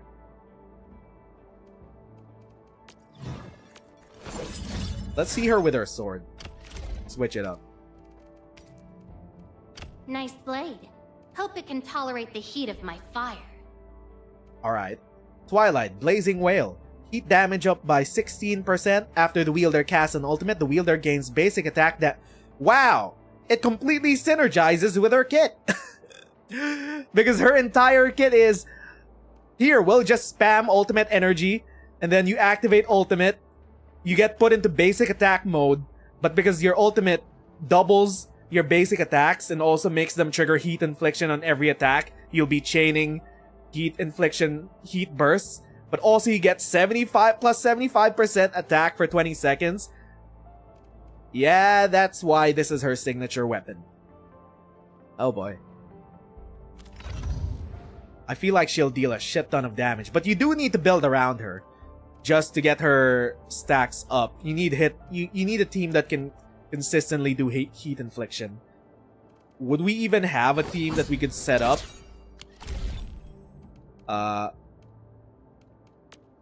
It's literally just Surtr again. The wildlands are filled with danger. I guess we gotta work on leveling up a heat team just to make use of Surtr. So, Surtr goes there. Wolfguard goes there. Would we want Akikuri in? Well, she's our only Vanguard, so... Ember and Akikuri. A team assignment. Capito. I'll do what needs to be done. We have a whole lot of work to do to get Surtr playable. At least we have her now. Should I dump progress? Should we just completely ignore our team comp? I don't know how much time. I don't know how many team comps we could wrap up by the end of the by the end of the beta test. We have until the end of December. It's actually going on for a while. But either way, we're gonna test her out. We could try her out in... We could try her out in the combat drills, actually. Let's see how she works. Start drill. Need to grind rifts for XP materials. Let's see how Surtr plays. Also, we've been ignoring combat drills all throughout. We might want to actually just do combat drills for the next hour or so, just to see all the other operators that we haven't leveled up. Okay, so she's a striker with outstanding mass damage skills. Her final strikes can absorb heat inflictions from nearby enemies to trigger powerful battle skills and combos. She could use her ultimate to carve and burn her way through mobs of enemies. When in battle, final strikes performed by the controlled operator will absorb one heat infliction stack near the target and grant one Leviathan stack of melting flame. At maximum stacks, her skill is enhanced and applies combustion to enemies in a large area. Team her up with operators who could apply heat infliction. Yeah, we figured it out on our own. What is that? Why are her damage markers? Or is that only the tutorial markers? Her skill combo is triggered when an enemy suffers from combustion or corrosion. Her combo skill deals massive damage to all enemies with combustion or corrosion. Her ultimate, she summons the great sword Zviga Levi, and her basic attacks become enhanced and deal damage to enemies in a large area. Basic attack sequence also applies heat infliction, so you could chain back-to-back bursts.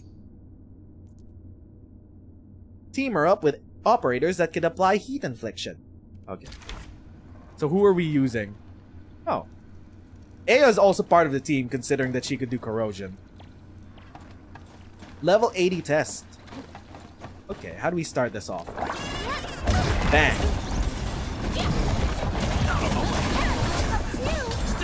Jane.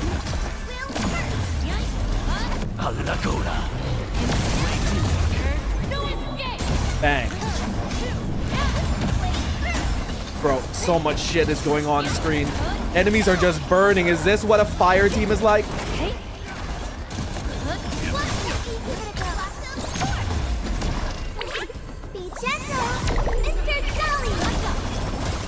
I don't know how many stacks I have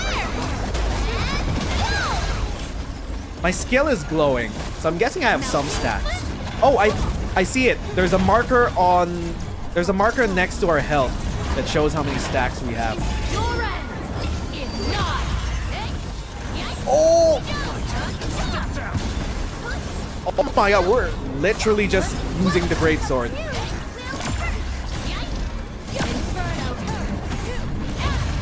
Oh my god.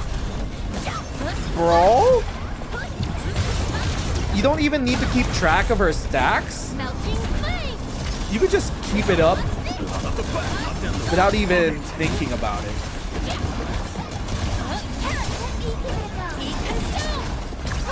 As long as there's heat infliction on enemies, we could gain stacks easily. You don't need to think too hard about it.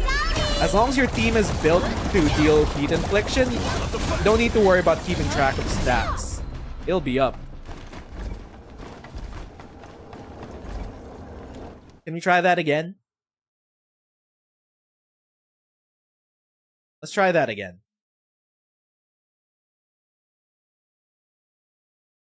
We don't know how to use Wolfguard and Akikuri as of yet. So we need to find the flow with her character. What's the most efficient route? Combo route.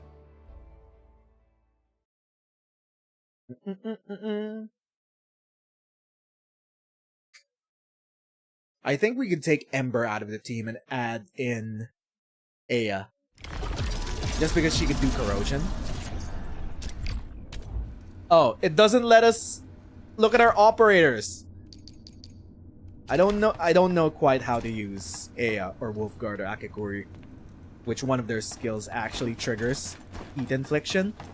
Because we need heat infliction to trigger her combos. Okay. Some enemies are heat inflicted.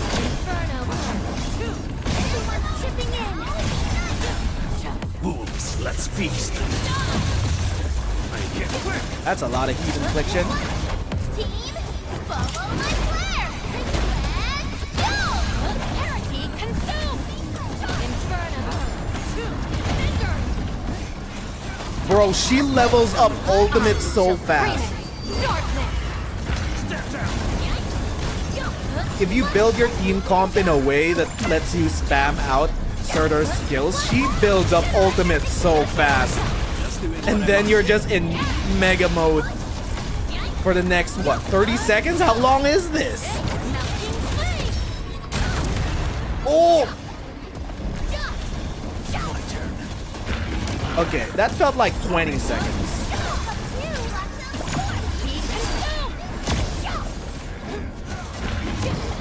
So, you want to build up heat stacks. It's kind of like Abuena's playstyle. So, her active skill consumes heat stacks to deal damage. I think that's how it works. So, you want to combo with her combo skills, set up heat stacks, or at least with other operators, you want to set up combustion, build up the heat stacks, and then when you get 4 heat stacks, you use your skill, Incinerate, to eat that, and every time you use a skill, your ultimate goes up. And then you just wild out with her ultimate. Let's try that one more time. I feel like I get how her combat flows.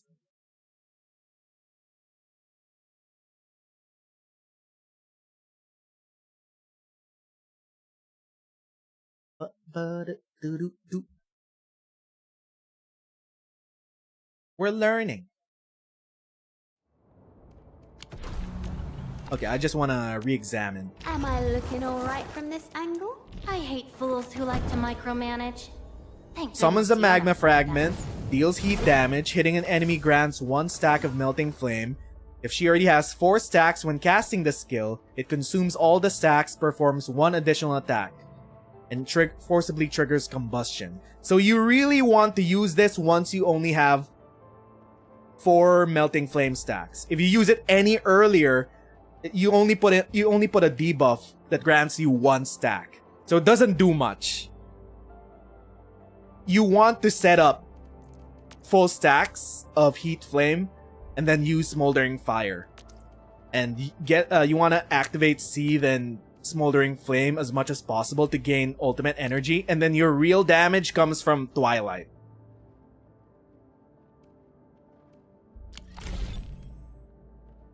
This is a fire team. She could also perform in a corrosion team. I don't know about corrosion team actually. Looking all right from this? Looking for me? When You an enemy finally suffers from remember corrosion. Oh yeah. She could also work because she also works with the corrosion team for Seethe. But she also absorbs heat infliction from nearby enemies, so she's more built towards a fire team. She absorbs heat infliction from nearby enemies so that she gains stacks faster. So you're more incentivized for a full-on fire team. And at full stacks, she gains heat res shred. You'll do it faster on a full-on fire team.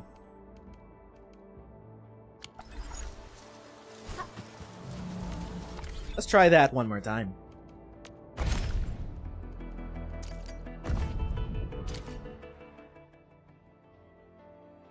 So there's also some skill expression going on. Do you want to use all your stacks on your active skill? Because that'll consume them. But if you don't consume your heat stacks at full 4 stacks, you have heat shred. So there's also that. But I think most of the time you want to be actively using your skills just to build up ultimate charge.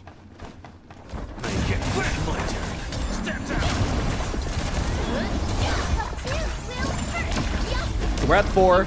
It consumes that. Bang.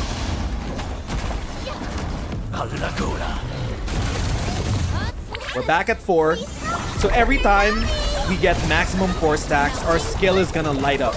So it's easy to tell.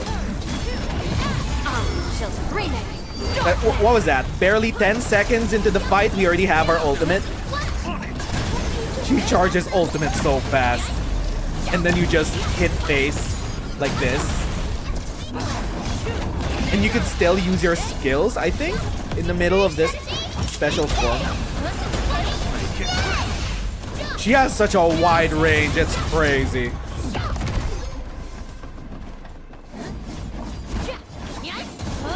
Isn't Ardelia's element nature? Yes. But you get the corrosion element when you... I think when you combine it with fire, question mark? Or is it just nature on nature? I don't quite remember. You gotta check. She has a huge range when she's in ultimate mode. It's good quality of life.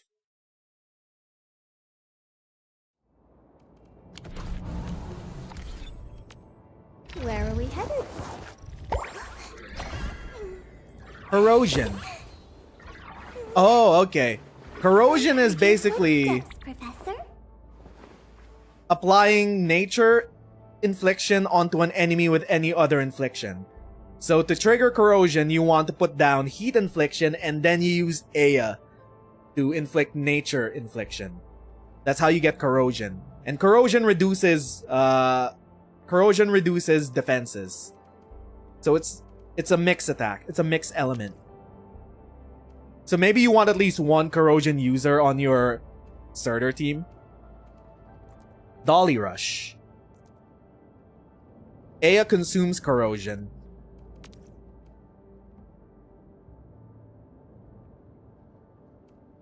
How do you apply nature infliction with Aya though? Nature damage. Her skill consumes corrosion. Combo trigger. Oh, her trigger skill applies corrosion. So the way you combo Ardelia and Surtr is that you want to trigger... Ardelia's combo trigger will naturally lead into Surtr's combo trigger. Because she forces corrosion. Interesting.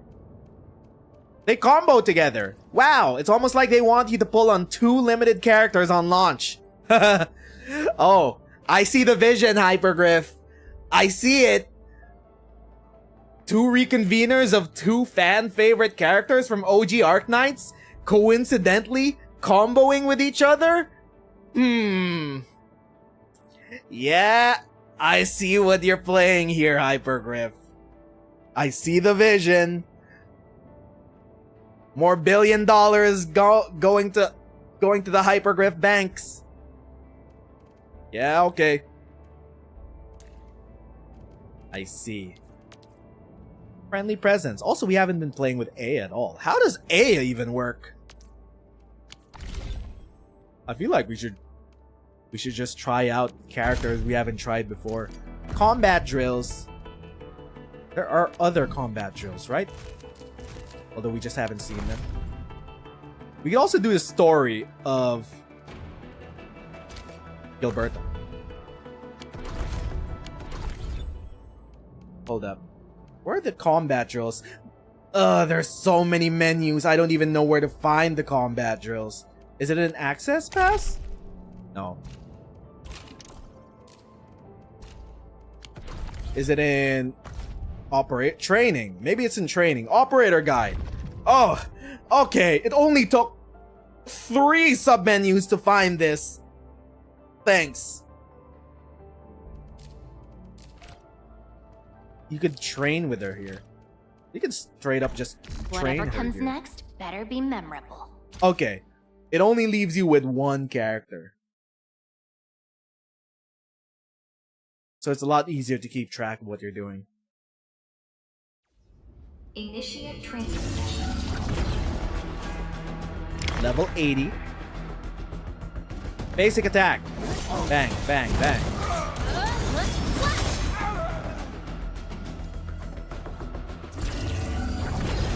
Use her battle skill to gain 4 stacks of melting flame. When she has 4 stacks, we use her active skill to consume the stacks.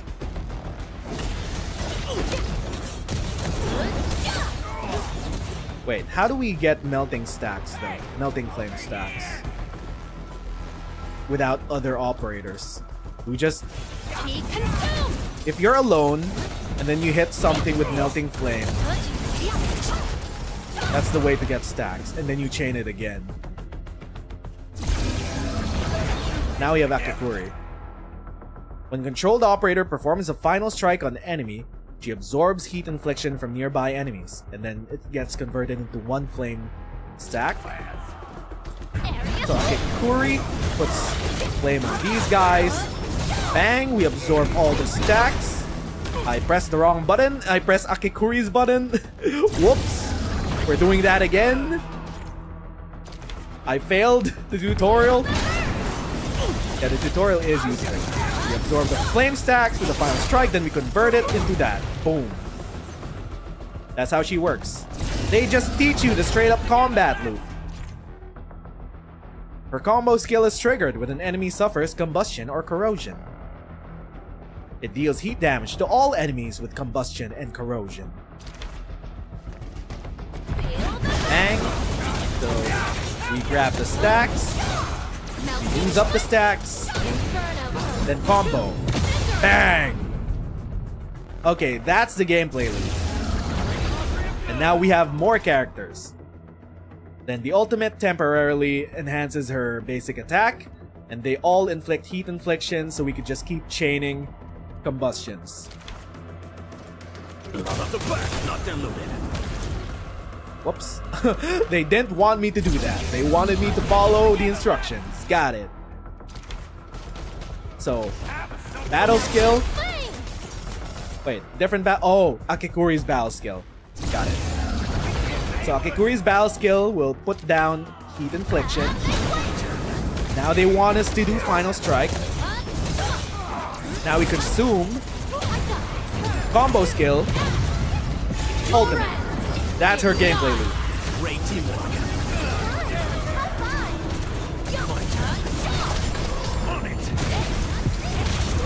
And even in the middle of her ultimate, you could still use her other skills.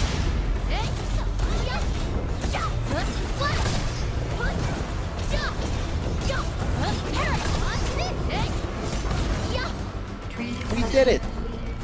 We learned how to play Surtr. Also, we got berries. We figured it out. They just straight up teach you how to play characters. Sugoi. I want to see Aya's. I mean, it's not like we're gonna get them into current level content anytime soon. They're level 1, and we have no materials to level them up with. This is the only time we can play with them. Let's try Aya. Let's learn. Ardelia is a supporter with outstanding HP treatment skills. Her battle skill and combo skills make enemies take more damage, while her battle skill and ultimates can heal teammates. She's a healer.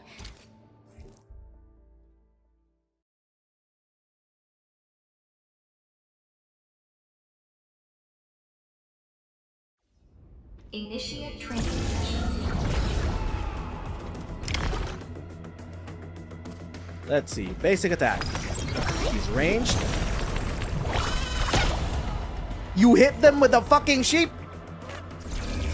We hit them with a dolly sheep! Ardelia's battle skill deals nature damage to a target. With the talent Friendly Presence unlocked, her battle skill also creates a shadow of dolly when it hits enemies. When the controlled operator touches a shadow of dolly, she grants HP oh, she creates heals on the battlefield. She just rides the sheep into battle and we can heal.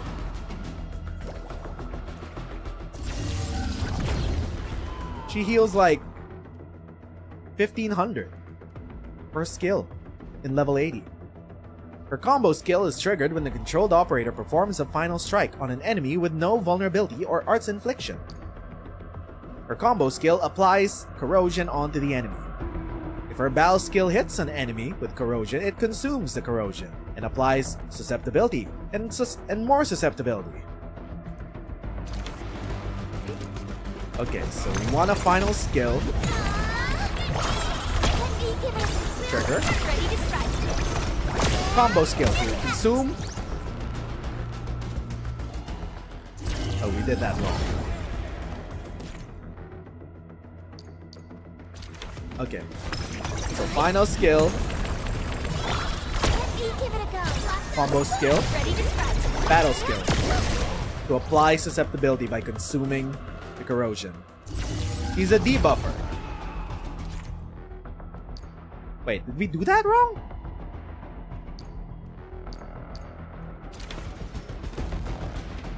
Final strike. Combo skill.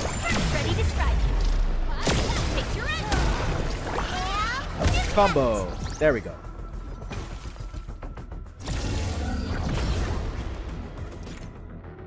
Her ultimate deals damage over time and creates multiple shadows of Dolly. Final strike. Combo. Whoops, battle skill. We did that too fast. We didn't let it complete.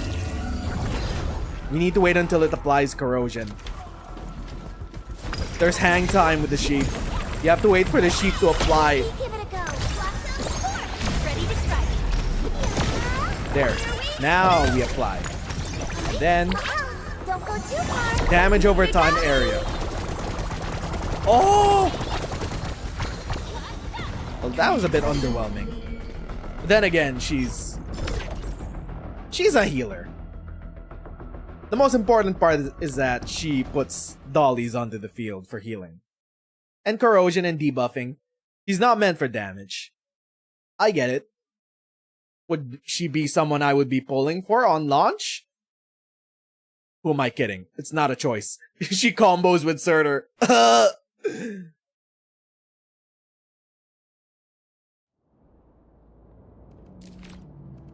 Alright then. Let's try the other characters that we haven't leveled up yet. Ember.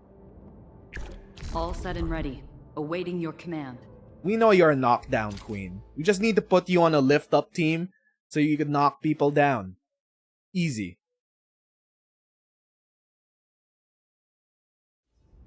Initiate training.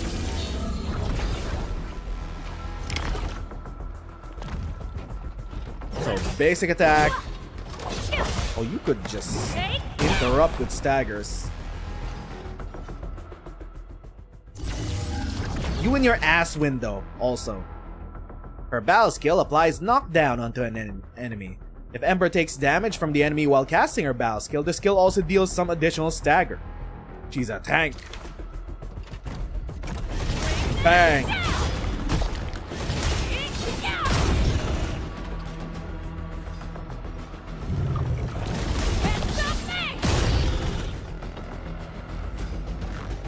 Wait for it.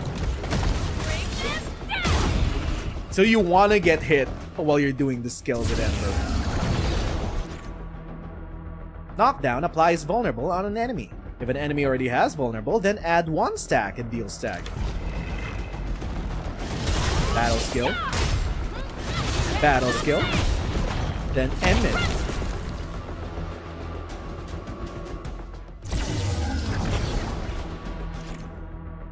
Ember's combo skill is triggered when a controlled operator is attacked. Her combo skill applies knockdown and treats the controlled operator. She could heal. My knight in shining armor. In position. Ow. Ooh!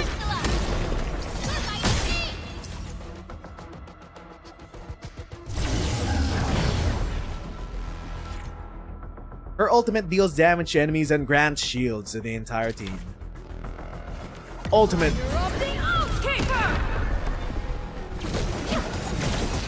I feel like the shield should be a different color considering it's also a red shield.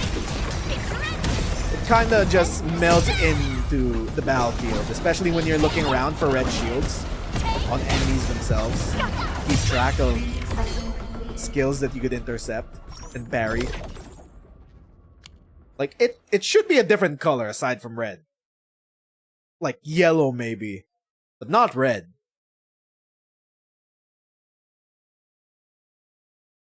I think that might be a suggestion. Ember shields should be a different color except red. Because you're already looking around for yellow rings on the battlefield. You're only muddying the visuals by adding friendly ally red circles. What about Alesh? Alesh is a crowd control vanguard. He's a cryo vanguard. He could do solidify Since you're and out. SP recovery.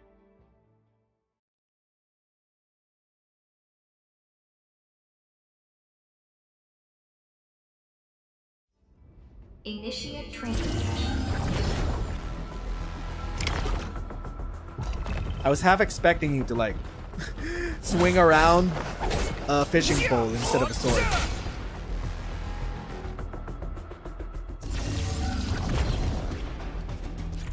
What are you, a raccoon? When Alesh's battle skill hits the target with cryo infliction, it consumes every infliction. Forcibly applies solidification and recovers SP. Battle skill, freeze 1, then frozen. Oh, he straight up just hits them with a hook. His combo skill is triggered when Art's reaction is consumed. So when he does his combo. There's a chance to catch a rare fin and grants bonus ultimate energy. He's fishing for fish in combat.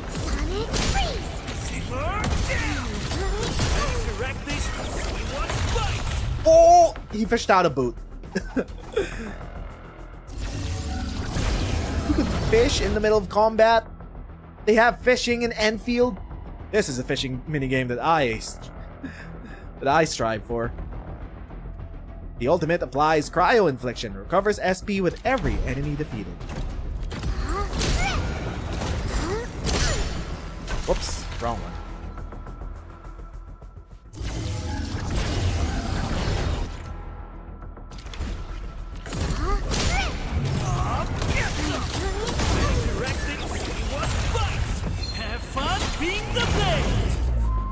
He fishes out a giant frost. What is? That was sick. That was cool. Well, he's only a 5-star, so his kit's not that complex. 6-star kits are kind of wild. Surtr's kit is wild. Then again, it'll be wild in context of power creep because 2 years after 2 years after launch, surely there's gonna be power creep. Surely. We know how to play the pan. Not quite interested in 5 stars though. More or less they have simple enough kits that we can understand them at a glance.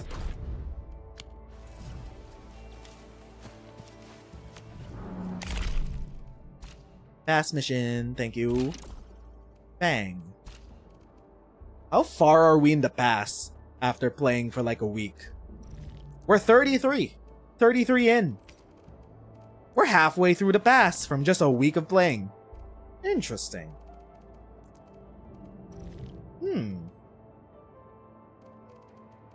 Seems like it's feasible enough to finish up the pass within 2 or 3 weeks.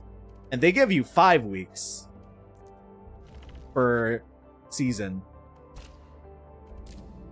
And we don't even have event missions unlocked yet. Event missions are apparently unlocking in 7 days. What event are they gonna run in the beta?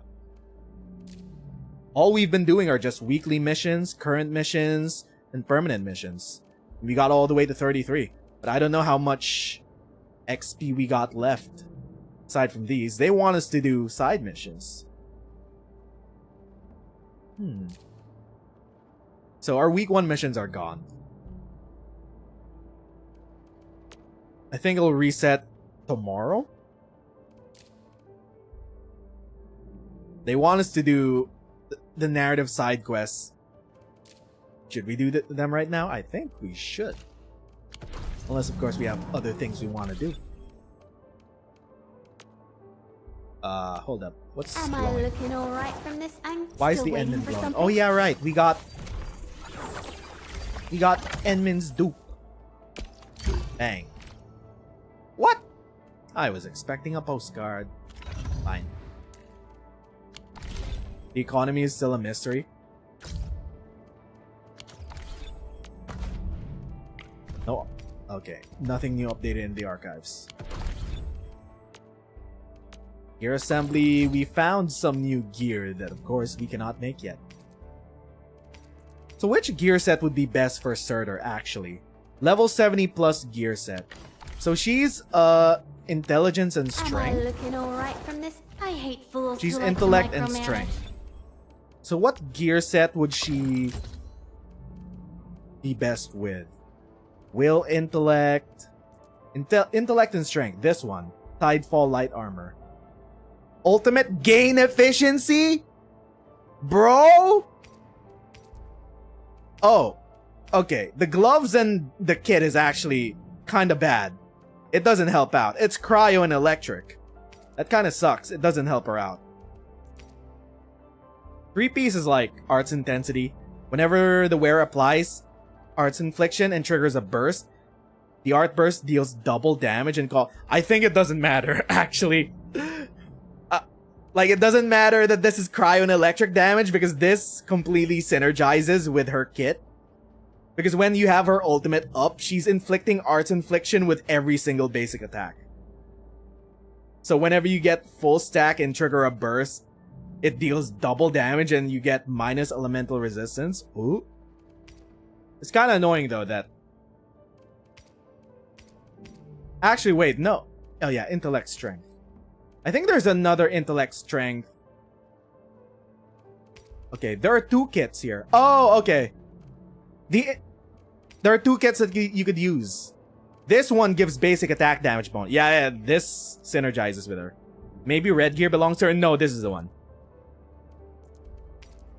You use Tidefall light armor for ultimate gain efficiency. You use 2 of the Turbid cutting torch kit. And then you use any other gloves because you only need a 3-piece set. It gives basic attack damage bonus, which synergizes with her ultimate. Yeah, this is her armor set. You just ignore the gloves. You use any other gloves. You ignore this kit. You just use this kit. Alright. It works. It works out.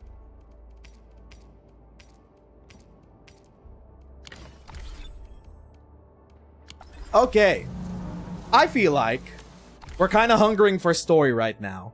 So, I think we should do these events. We should go see. Try to read the red one though. Yeah, we should go see Gilberta. Letter from a Messenger. And see how that pans out. The Hot Work Gear Red Pack. The Hot Work Gear Pack is Strength and Agility. Surtr is Intellect and Strength. So it doesn't synergize. It's heat damage though. Her main attribute's Intellect, so you want a lot of it.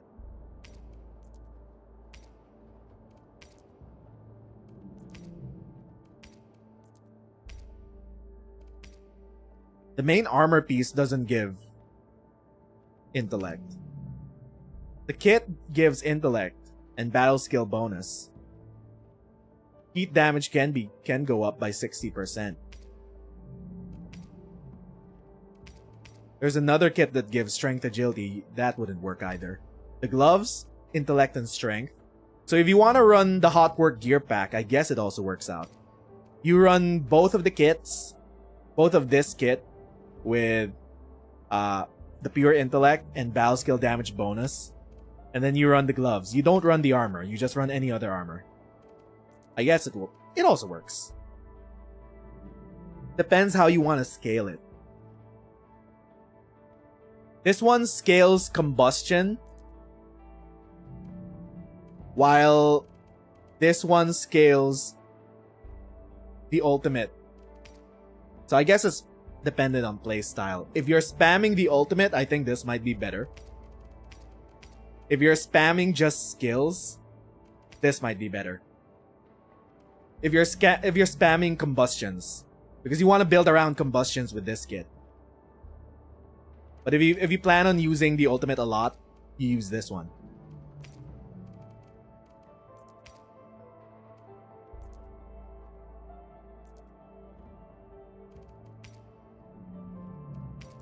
Interesting.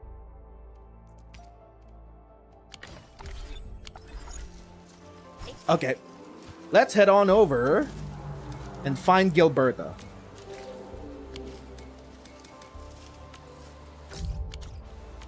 She called up. Melody of the Valley. Having largely recovered, Gilberta sends you a message asking if you could help her out with something small. You agree to help and meet her at the appointed location.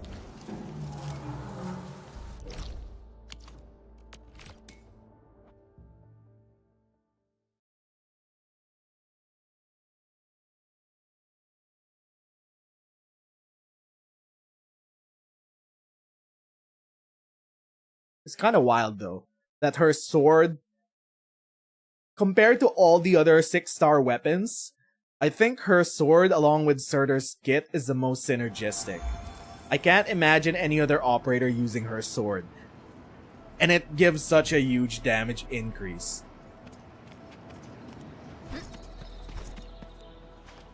Oh great, we're in immersion mode again.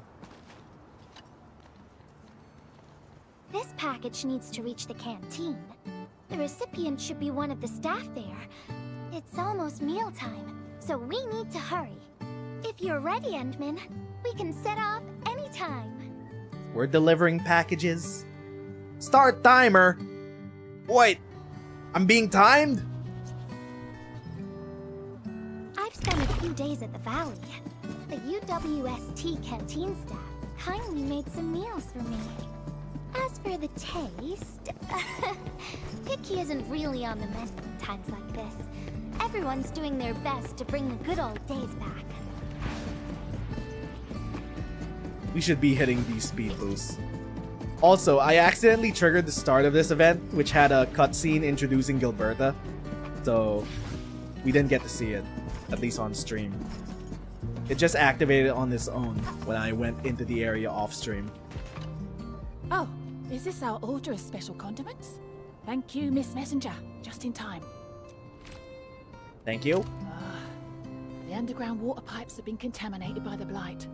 We don't even have safe food. Is she and water Victorian? anymore. The crew will have to make do with field rations.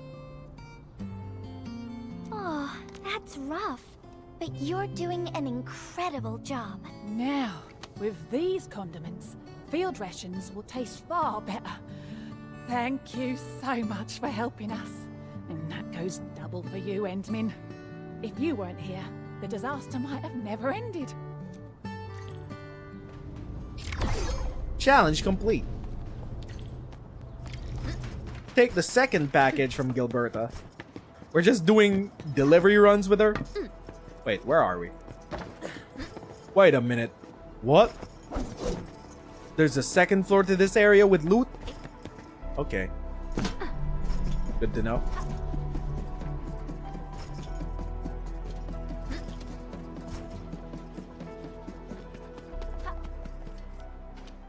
Immersion mode. Once again, breaking my immersion.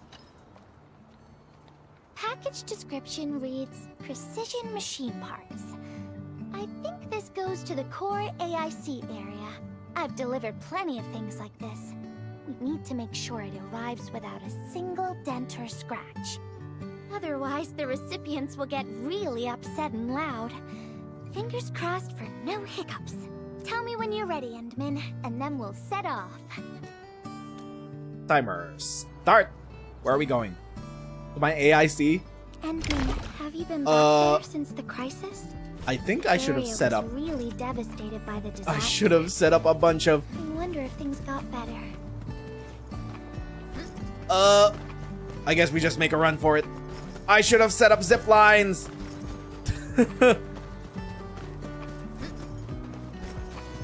We'll make it. We have a minute.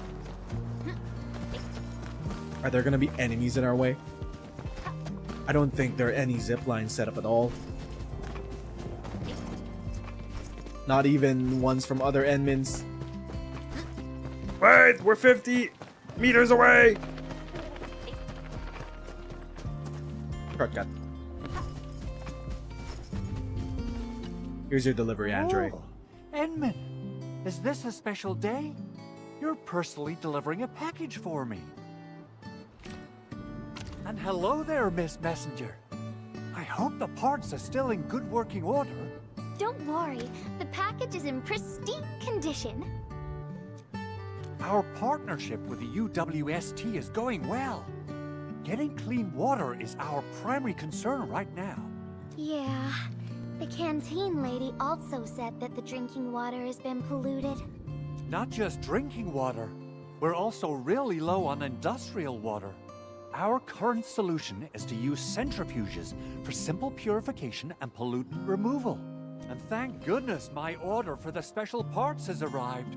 If we stay on schedule, our large facilities should be able to start working tomorrow. Oh my, your job sounds really tough. Never mind me. The Endmin's here, so everyone knows things will work out. Oh, I gotta dash to a job. We'll catch up on the good old times later. How many more deliveries do we got? Third package. We should switch to Arklight for Uma speed.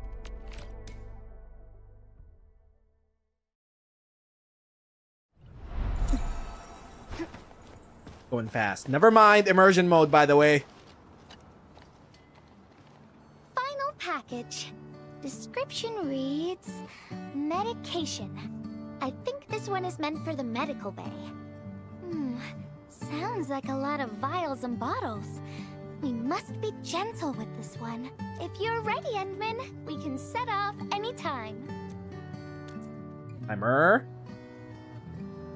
Medbay. Everyone in the medical bay is kind-hearted. Run! But they have to handle way too many patients. Wait, where's my dash? There aren't enough beds. My dash is gone. And people are running out of ideas.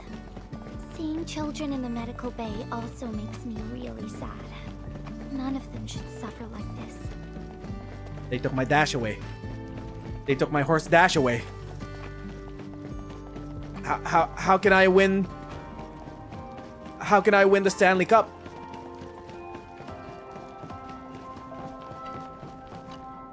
Is this the medication we've been asking for? Thank goodness it's finally arrived. We have so many injured and our medical supplies are running low. I can't imagine what Also, I things unlocked would be music like for this if we area. didn't get restocked. And the retro You music is two obviously are true Arknights lifesavers. menu music. Oh, and Gilberta, while you were away, little Carly refused to get her injections again. Again, but I told her she'd get a prize if she took her medication properly. All right, Carly. Miss Gilberta is back. Little Carly must have bounced back.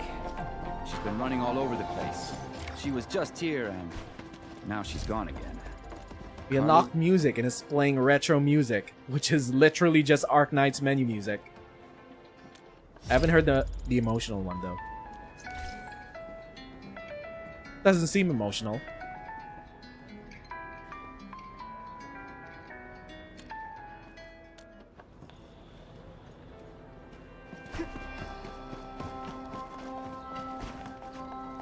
Find Carly. Are you Carly? Found you, Carly. I win. I don't want needles. I want to play with cameras. Cameras? So, you weren't just running away from the needles because you were scared? The security guard gave me his old camera. He also told me I'll become a great photographer. Great photographers never miss their injections. I'm the ghost punisher of children who refuse injections.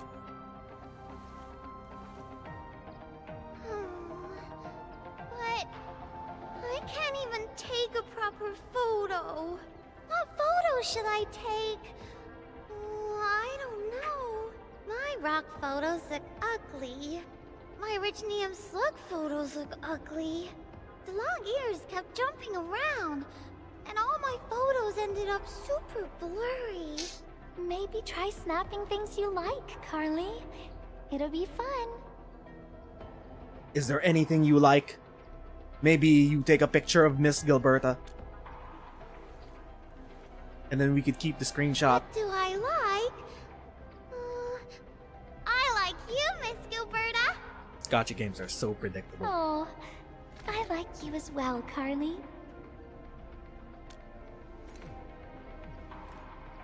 Oh, I want to do that. But all my photos look ugly. I want to be in the same photo as Miss Gilberta. That'd be super good. Once we take the photo, you'll be super brave and get your injection. Okay? Okay. Photo first, then we'll head back for the injection. So, Endman, can I ask you for a little favor? Sure.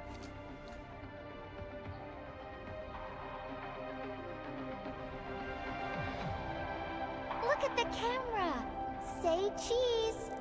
Cheese! Wait. We gotta get the proper. How do I toggle? Wait. How do I move this up? This is way less.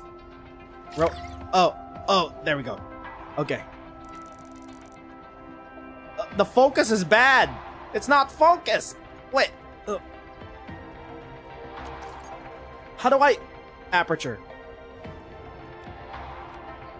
Cannot change in first person. What? Okay. Also, the light is. Wait. Fine. Don't zoom in too much, apparently. Sure, this works.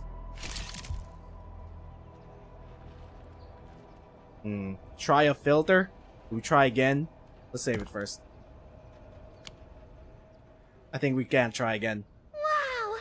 This is such a pretty photo! Make sure you get your one picture right. We can't replay this quest. Please teach me how to make the photos look pretty like this. Your one and only chance. If you get a wrong photo, you have to restart the entire game to get another chance at a picture. You gotta focus on you gotta work on the focus and the white balance. You gotta have steady hands.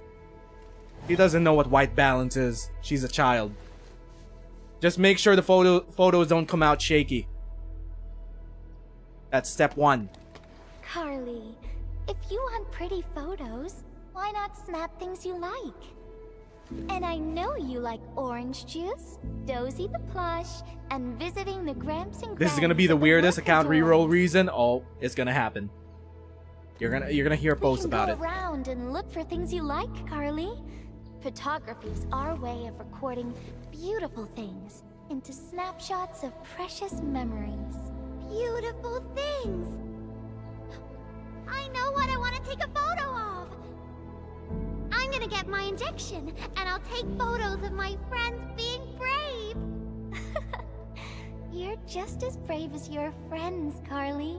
Thank you, Miss Gilberta. And you too, Endman. Your sweater is kinda ripped. Not really. No. What I meant was, I really like photos, but I was just thinking about what I said to Carly. I told her to find things she likes.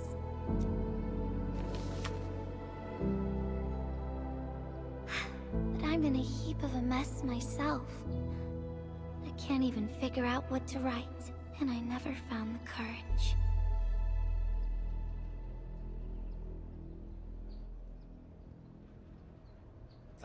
What is it that you're holding? Oh, nothing. It's just a letter. Let's just talk about something else, Endman. Why don't we look around and see if anyone needs help?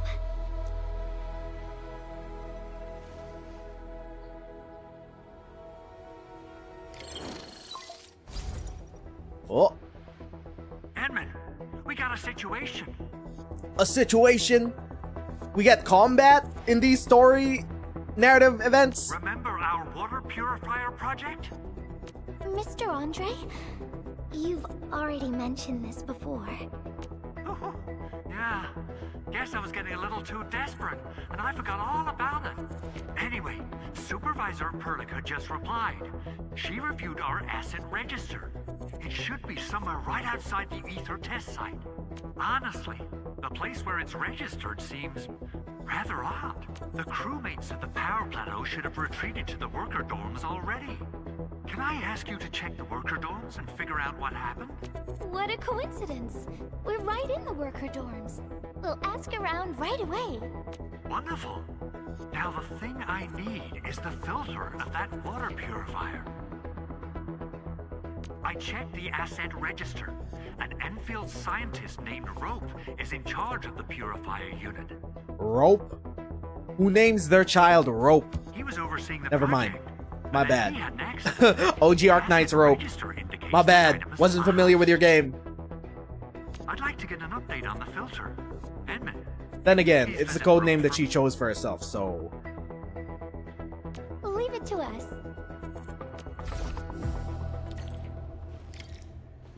Go to the med bay, find Rope the scientist.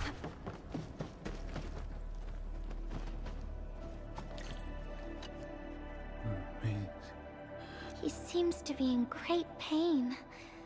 I hope there's something we can do for him. How long has he been out? About a week. We rescued him just outside the Ether test site.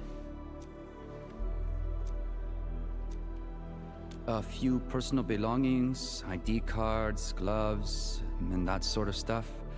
Nothing out of the ordinary.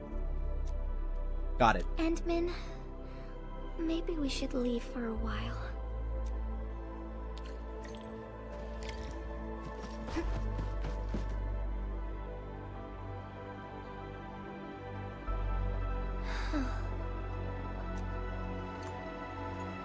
Her ears are flopped. Yeah. I feel like I haven't really helped those who are suffering. How come? Endman, if only I were stronger. Or faster. I could have arrived at the valley sooner. You did more than what's expected. Okay, Endman. I've made up my mind. I'm gonna look for the filter. We are gonna look for this filter. You gotta let me do something. I can't just sit around feeling bad and helpless all day. No. That still sounds sad and depressed. Alright. I'm doing this because I want to help everyone.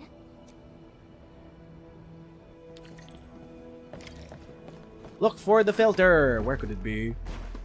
We have to go to the power plant. It's all the way over there.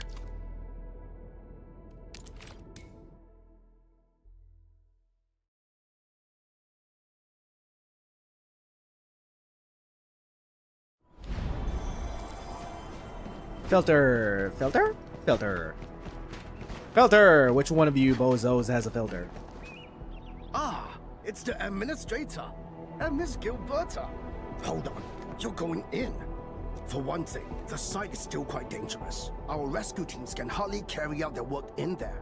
But I have to go in and find a piece of very important machinery. If you insist. But do you really have to go in there? We're going in with her. Yeah, well, since the admin said so. Fine, I'll grant you passage.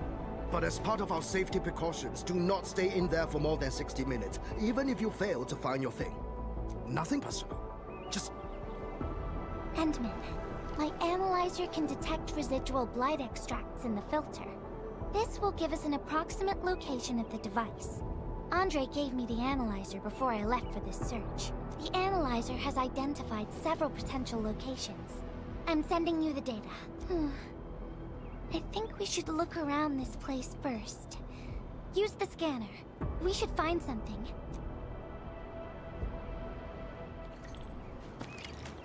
Scanner. This entire place is now a ruin. It's so upsetting.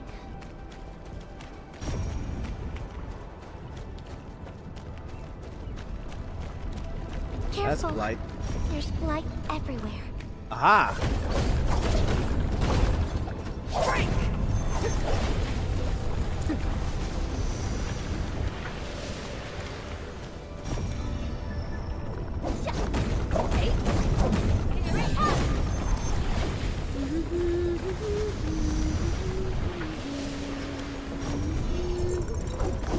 One last. Does this mean we have achieved better understanding of the blight? Read the ground and find a note hidden in a bottle. Filtration unit's design flaws worse than I feared. At least I alone was exposed to its contents. Already my mind slows like rusted clockwork. I must keep blank from touching these. These battered lab tools will suffice. Just need to patch up the breach. What is this? Did someone leave this behind?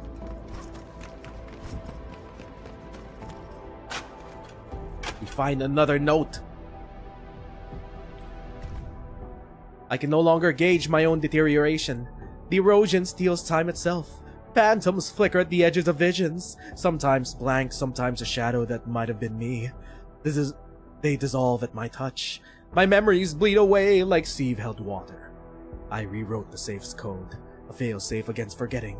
Remember the duty. Remember him. The name part has been blacked out. How many dupes do I have of Am Chen? I looking alright from this angle? Watch this! 3. Awesome, right?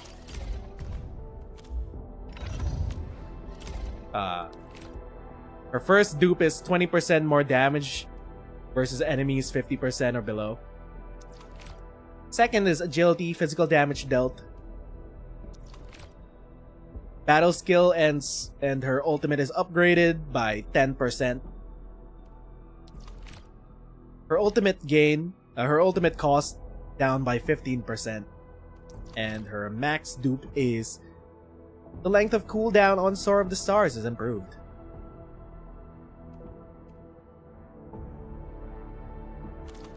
It's mostly passive upgrades. Nothing too game-changing.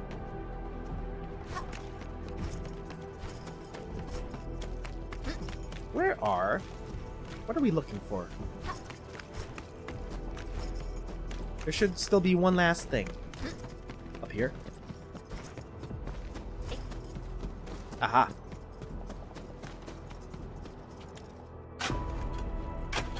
We find one last note. What was I meant to do? Ah, yes. The filtration unit's flaw. But why?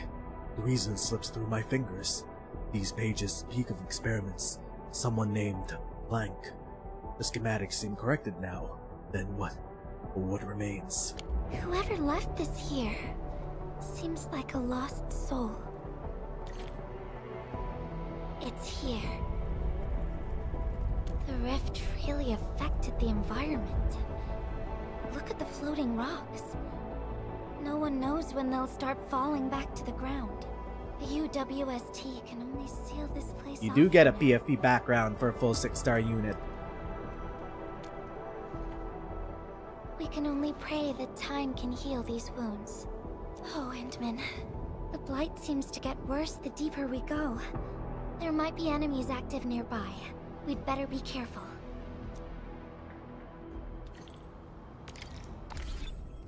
These are the backgrounds. Hold up. You could preview them. It's Embers.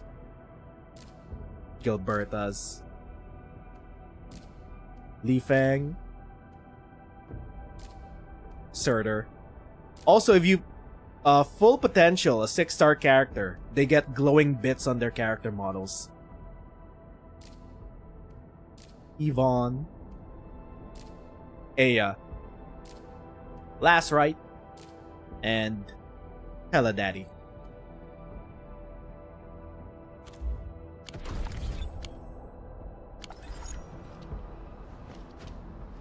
Where do we go though? Next location. It's getting pretty late. Let's find this thing quickly. Immersion mode. Okay. Fine. We get to play with Gilberta.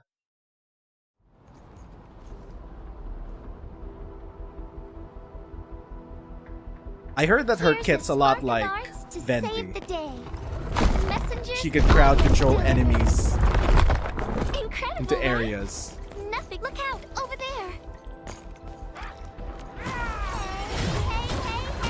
Oh yeah, that's crowd control. Stick together, people. She just gathers enemies together. You can't escape gravity.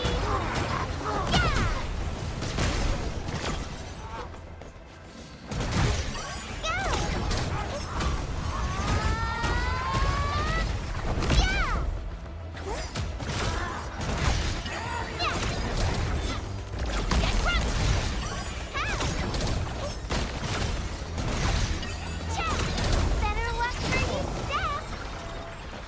Ow! Maybe. Oh, okay. We can't avoid them. Wait, they're dead. Oh, get up!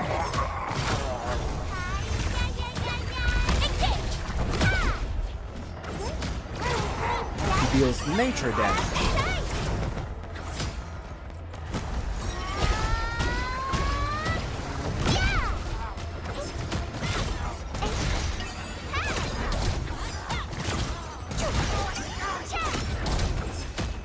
It is kind of annoying that if you're locked into enemy targeting, it won't let you move around your camera.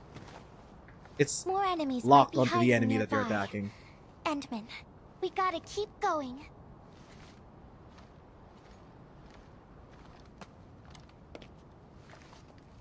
How are we supposed to get up there? I thought of a clever solution along the way. All right, Endman, close your eyes. I don't even think our eyes are open most of the time. No peeking. I'm giving you a surprise. How can she tell our eyes are closed?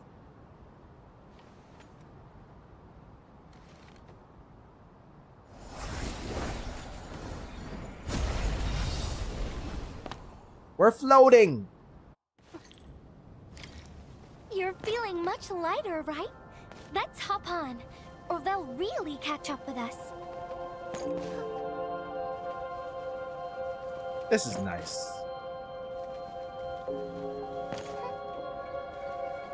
Anti-gravity. We get to experience Angelina's anti-gravity arts in 3D. Takes getting used to, right? Okay, you're hitting us with the melancholic music. This is some fan service for OG Arknights players, dog. We get to have a nice little anti-gravity date with Angelina. For a courageous messenger, nothing's ever too heavy.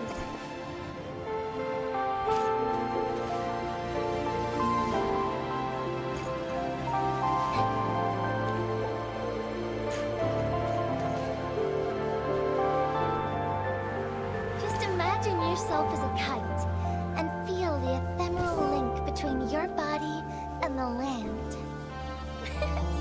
And that is the trick of flying. What if we just fell and ruined the pacing of this excursion? What if I just mess up one of these platforming sections and fell all the way back down? Endman, over here. Is this a UWST safe?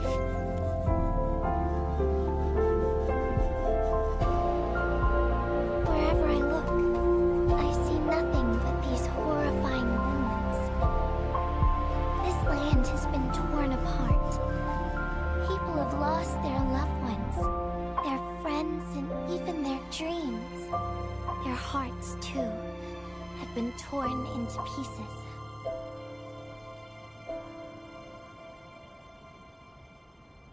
This world has always been so delicate and fragile. It's like a fine, downy feather, and also like a polluted orb of glass. I'm alright, Endman. I was just thinking, if we fail to value what we have, those sweet moments might slip right through our fingers.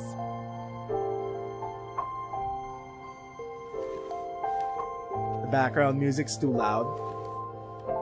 They are trying to hammer it in.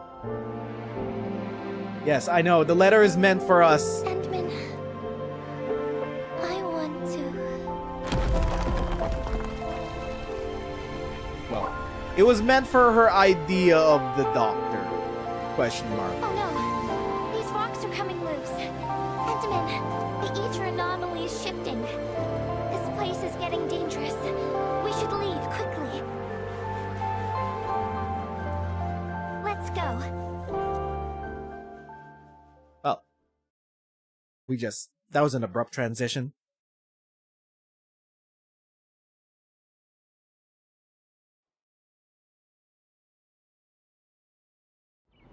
Endman, over here. I was looking all over the place for you. The manager told me you went into the place for a salvaging run. I was so worried. What? It seems you actually found the thing. I didn't expect anyone to salvage anything from that place. You Enfielders make me more impressed with every passing day. You flatter us. Of course. Looking at the bright side of things, I really hope our partnership with Endfield continues well into the future. But on the other hand, it won't be long before you simply outpace the UWST and leave us in the dust. The safe is locked. Oh, it should be locked according to our SOP. The UWST allows its scientists to lock and protect key data in emergency situations. But I'm seeing plenty of scratch marks on the safe, so I believe it's been left behind for quite a while. What's the password? The passwords are definitely safe with the crew in charge of protecting the assets. Oh, but I think Rope is still unconscious. Yeah. That kind of complicates things. If we can't get the password, we can try cracking the safe physically. But that might damage the instruments inside.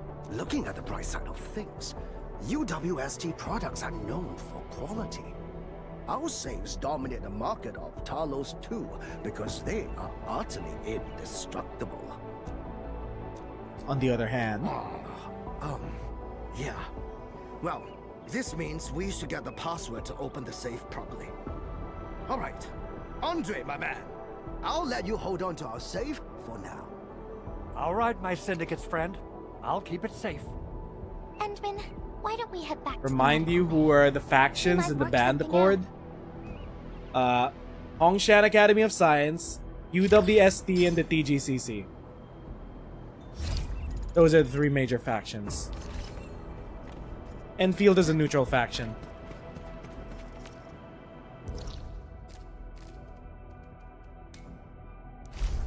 We go over to the worker dorms.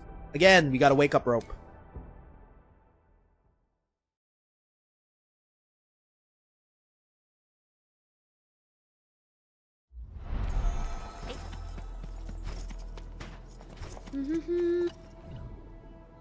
Smug-looking motherfucker. Do you want an upgrade? We can't. We're poor. We're waiting for our stonks to come back. We've invested into the war fins, which are like negative 40% down. I swear, it's gonna go to the moon tomorrow. In like an hour at reset.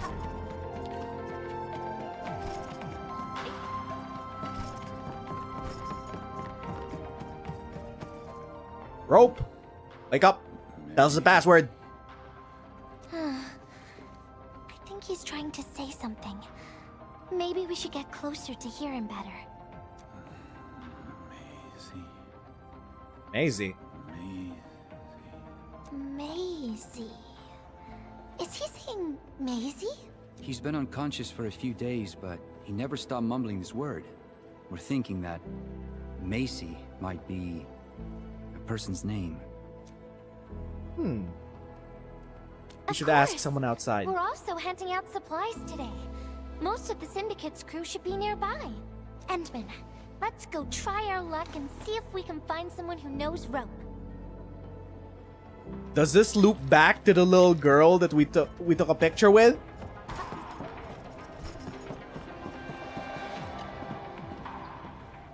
Maisie? No idea. I'm a little busy right now. Why don't you ask around over there?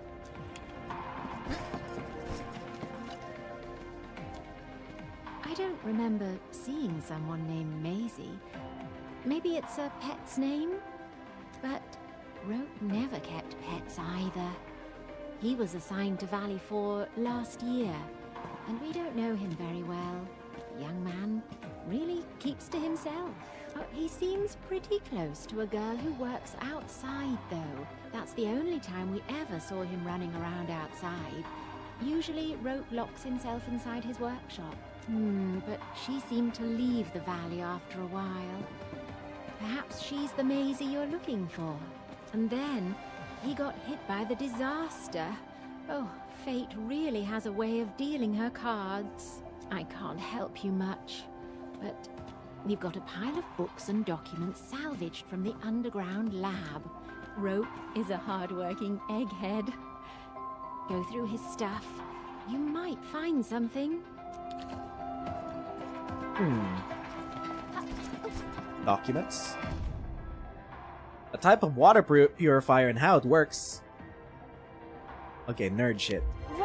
Rope About water purifiers. in the appendix of this document. Maisie.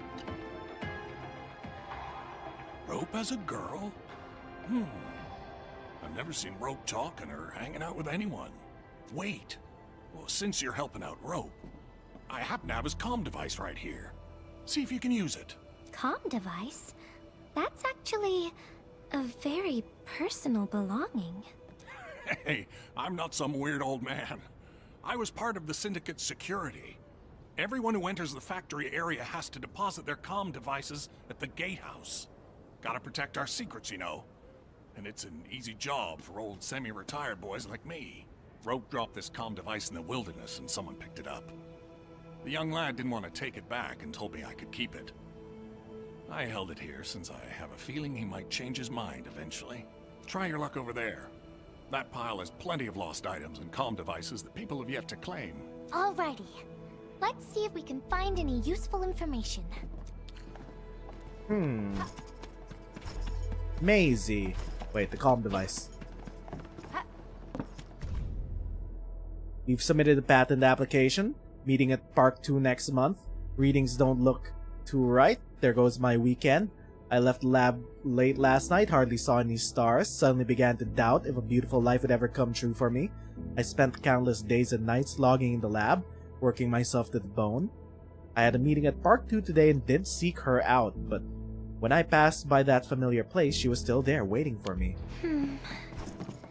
They actually found out quite a bit. Endman. What? any leads? Maisie's probably the name of his patent. Can't figure it out, we have too much info. It's a unique name for an invention. Well, no matter how we look at this, Maisie definitely means something important to him. In any case, we should try opening the safe. It's the filter. Maybe it's what he named the filter.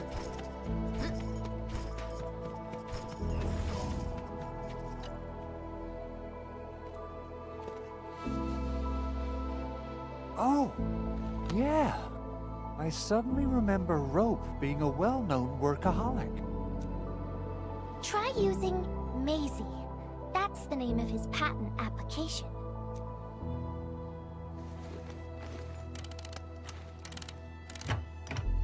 No, not working.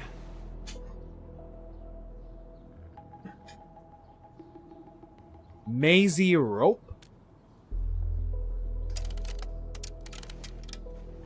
Woohoo! It worked! Naming a patent after a close friend or lover isn't unusual. The UWST is known for respecting the personal choices of every crew member. Is that so? I'm still thinking about the diary entries. But hey, at least the safe is finally open. Oh, there's something else besides the filter in the safe. It's a letter. Maisie is the recipient's name. I think it has something to do with Rope. I'll deliver it to him once he comes around. Ah, Endman and Gilberta, you're really here.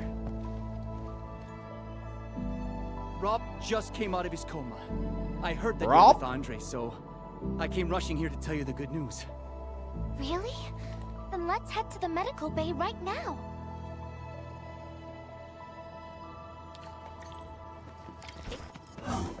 The naming there was a bit inconsistent. Miguel called him Rob. Everyone else calls him Rope.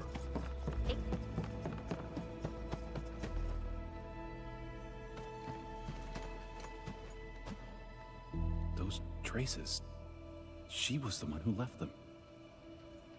Who? Maisie? I thought she was caught up in something dangerous. Left Valley 4 a long time ago. Mr. Rope, is Maisie the name of a loved one? No. Maisie's not from the Valley. But she showed up one day with an incomplete machine.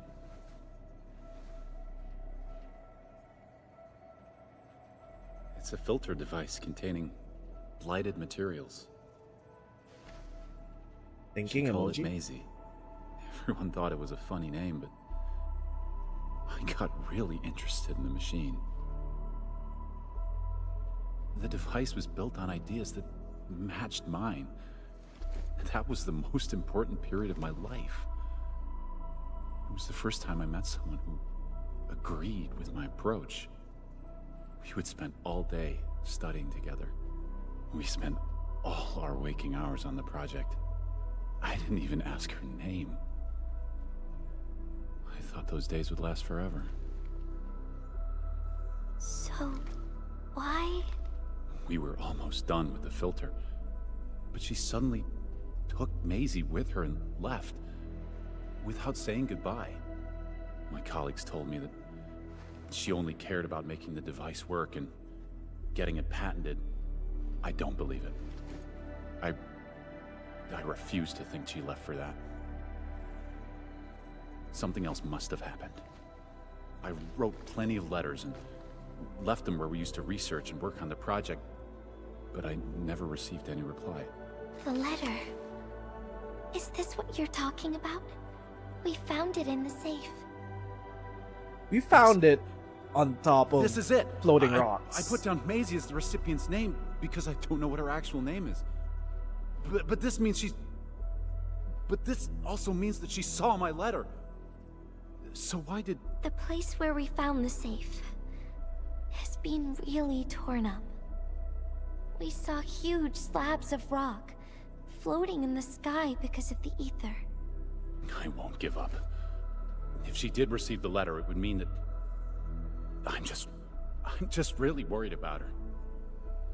I'm going to find her. I've got to know why she left without telling me. Thank you for bringing the letter to me.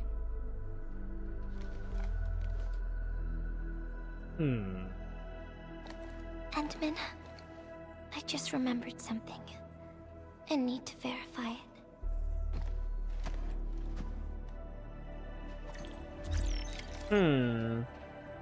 Oh, DM.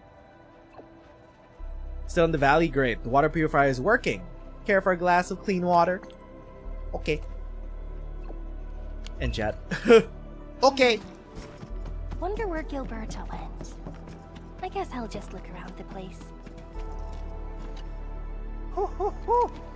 We got the water contamination issue all figured out. Today's a lovely day. The reconstruction of Valley 4 has made significant progress. Endfield has proved itself to be a most indispensable friend. We couldn't have done it without the UWST crew. Ah, Administrator.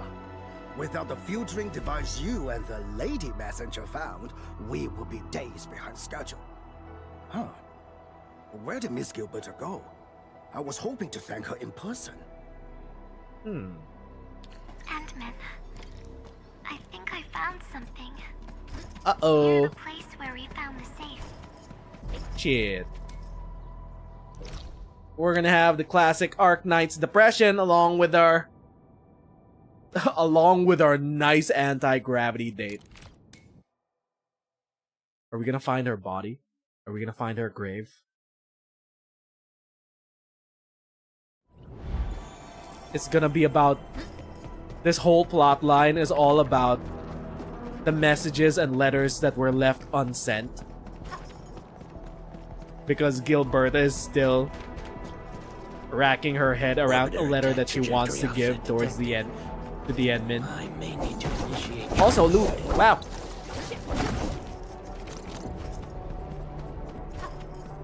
And this is what's gonna push her to finally write the letter. Because you never know how much time you got left. I can see you cooking, Hypergriff.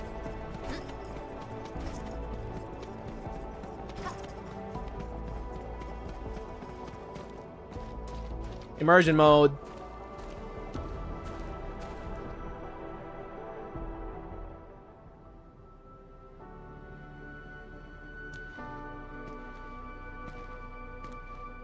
Endman.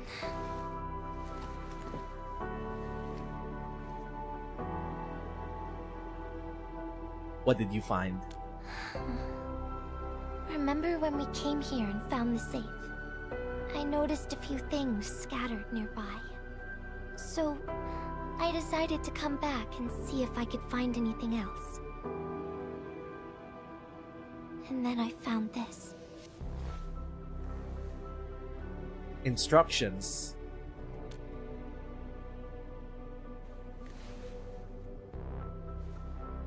It's the final diary entry, written by the owner of the filter device. Writing is nice for the first operator side quest. You like it? Good enough. They went all out for these 6-star operator side quests. Meanwhile, when we did Arknights side quest, they're not putting in the budget for anything 5-star and below is all I'm gonna say. Yeah. The diary we picked up was from the same person. She's the fellow researcher that Rope talked about. The last entry... She wrote it to say her goodbyes. Contact with blighted materials affected her mind. She knew early on that she was gradually losing her memories. Those were the entries that we She found the found. problem with the filter, and became the first to be affected by it. Oh, she got a blight-ravaged mind. She left because she didn't want Rope to. She didn't want him to be part of the mistake. And she chose to tackle the final issue on her own. She carried the letter, made herself part of the safe's password, and wrote all those diary entries to help her remember. She suffered helplessness and loneliness on her own. She also didn't Bro, we want still to got forget that the dumb one look on our face. she held close to her heart. Perhaps one can eventually find their story. The text that by we're reading letters about experiencing the right now is past. kind of serious. That's how the tales go.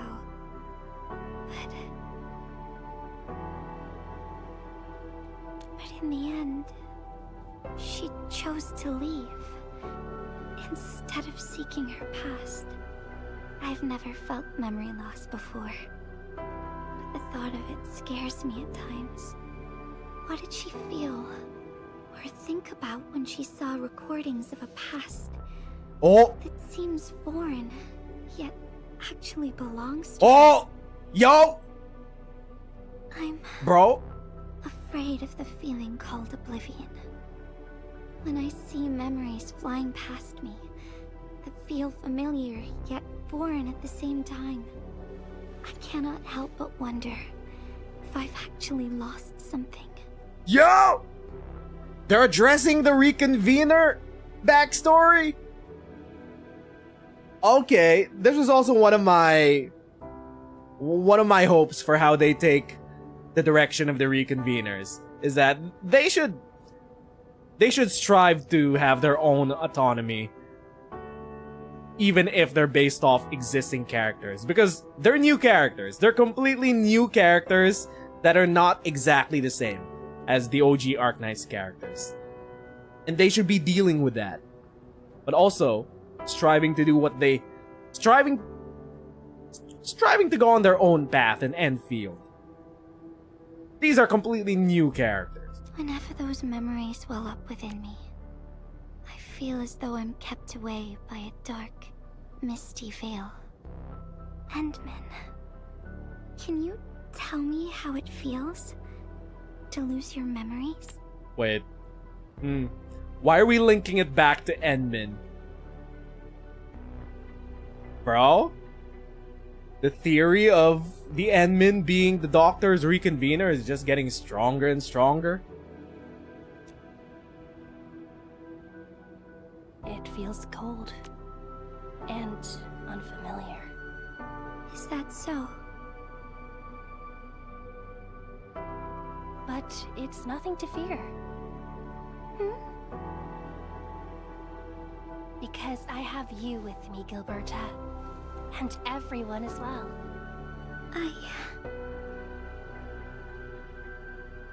Do those memories frighten you? Of a previous Angelina Ajimu? No. They never have. I like those memories. They may not be mine, but thinking about them makes me feel warm inside. Like the sun itself. So, I really do like those memories. Not only that, I'm totally in love with the memories that I made on my own. Memories I made while traveling. The secrets I saw in my solo flights across the night skies. And those special moments I shared with you, Endman. I don't care which memories they are. I don't want to lose any of them. Ever. These are real, authentic memories that I made with the people I've met. I will also treasure these memories. I feel like for us Arknights players, we completely understand the context of this side story. But they never really weaved in the reconvener plot into this side story. It's only came up now. I feel like if you're foreign to Arknights and you're just coming in, this is gonna be like, what is she talking about?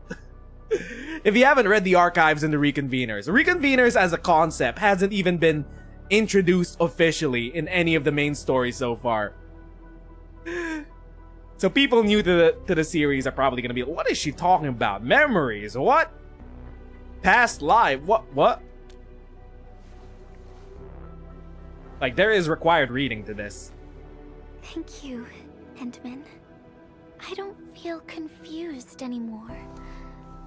I'll treat these memories like precious gifts. No matter where they came from, all of them are now mine to treasure. Sometimes, I feel everything in this world is just so ephemeral and delicate. Like bubbles of water. All it takes is a simple slip to lose those beautiful moments. But that is also why I'll do my best to keep these important memories safe. People might not remember the faces of us messengers, but I'll do all that I can to remember every smile I see. Endman, do you still remember this? I mean, we're gonna say no, because we obviously got amnesia. Now I know who to send this letter to. Oh. Not to the Endman? Maybe to the Endman. Maybe she'll send it to herself. Her past self. It's a letter that she wanted to write to her past self. We get a full-on CGI cutscene with 6-star characters. Why, Endman? Also, uncensored hand-holding. Something you treasure, right? Motherfucker, this game. Bro! Yo!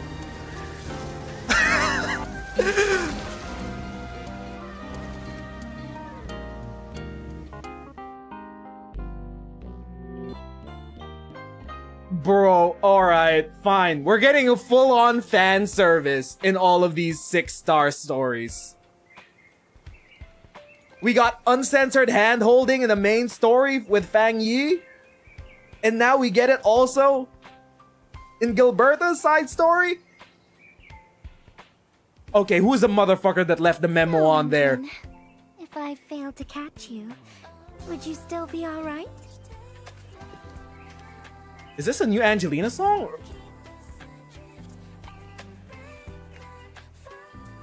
I think it's using the same leitmotif as Angelina's original EP. It's a different song, but it's got a similar vibe. If I failed to catch you, would you still be alright? Oh my god. Fine. Well, thankfully you did. Who knows? I knew it. But I'm really happy you spent all this time talking with me.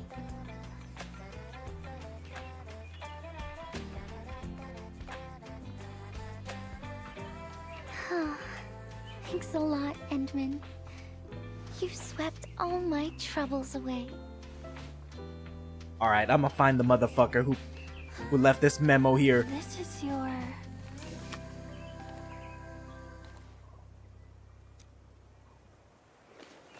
Well, it's yours now, Endman. Although I couldn't figure out what to write, I've decided to give the letter to you. A blank letter? What did she mean by that? I carried this blank letter with me when I first arrived in Talus 2. I kept thinking about what it was. Why did it appear with me She What should I manifested write with a on it? letter? Who should I send it to? I once thought the letter probably wanted me to write something very important on it. And send it to someone very important as well. And yes, there are so many stories, so many troubles, and so many feelings that I want to share with you, Endman. But I haven't figured out what exactly to write.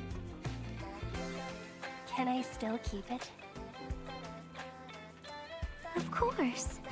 I was hoping you'd take it. If she manifested out of the Originium Forest, thinking of the Endman, having a deep connection with the Endman, that only just...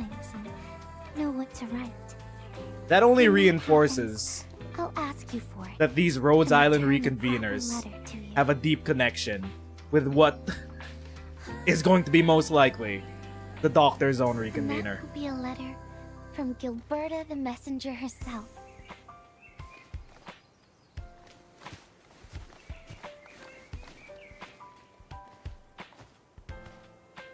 Oh, by the way,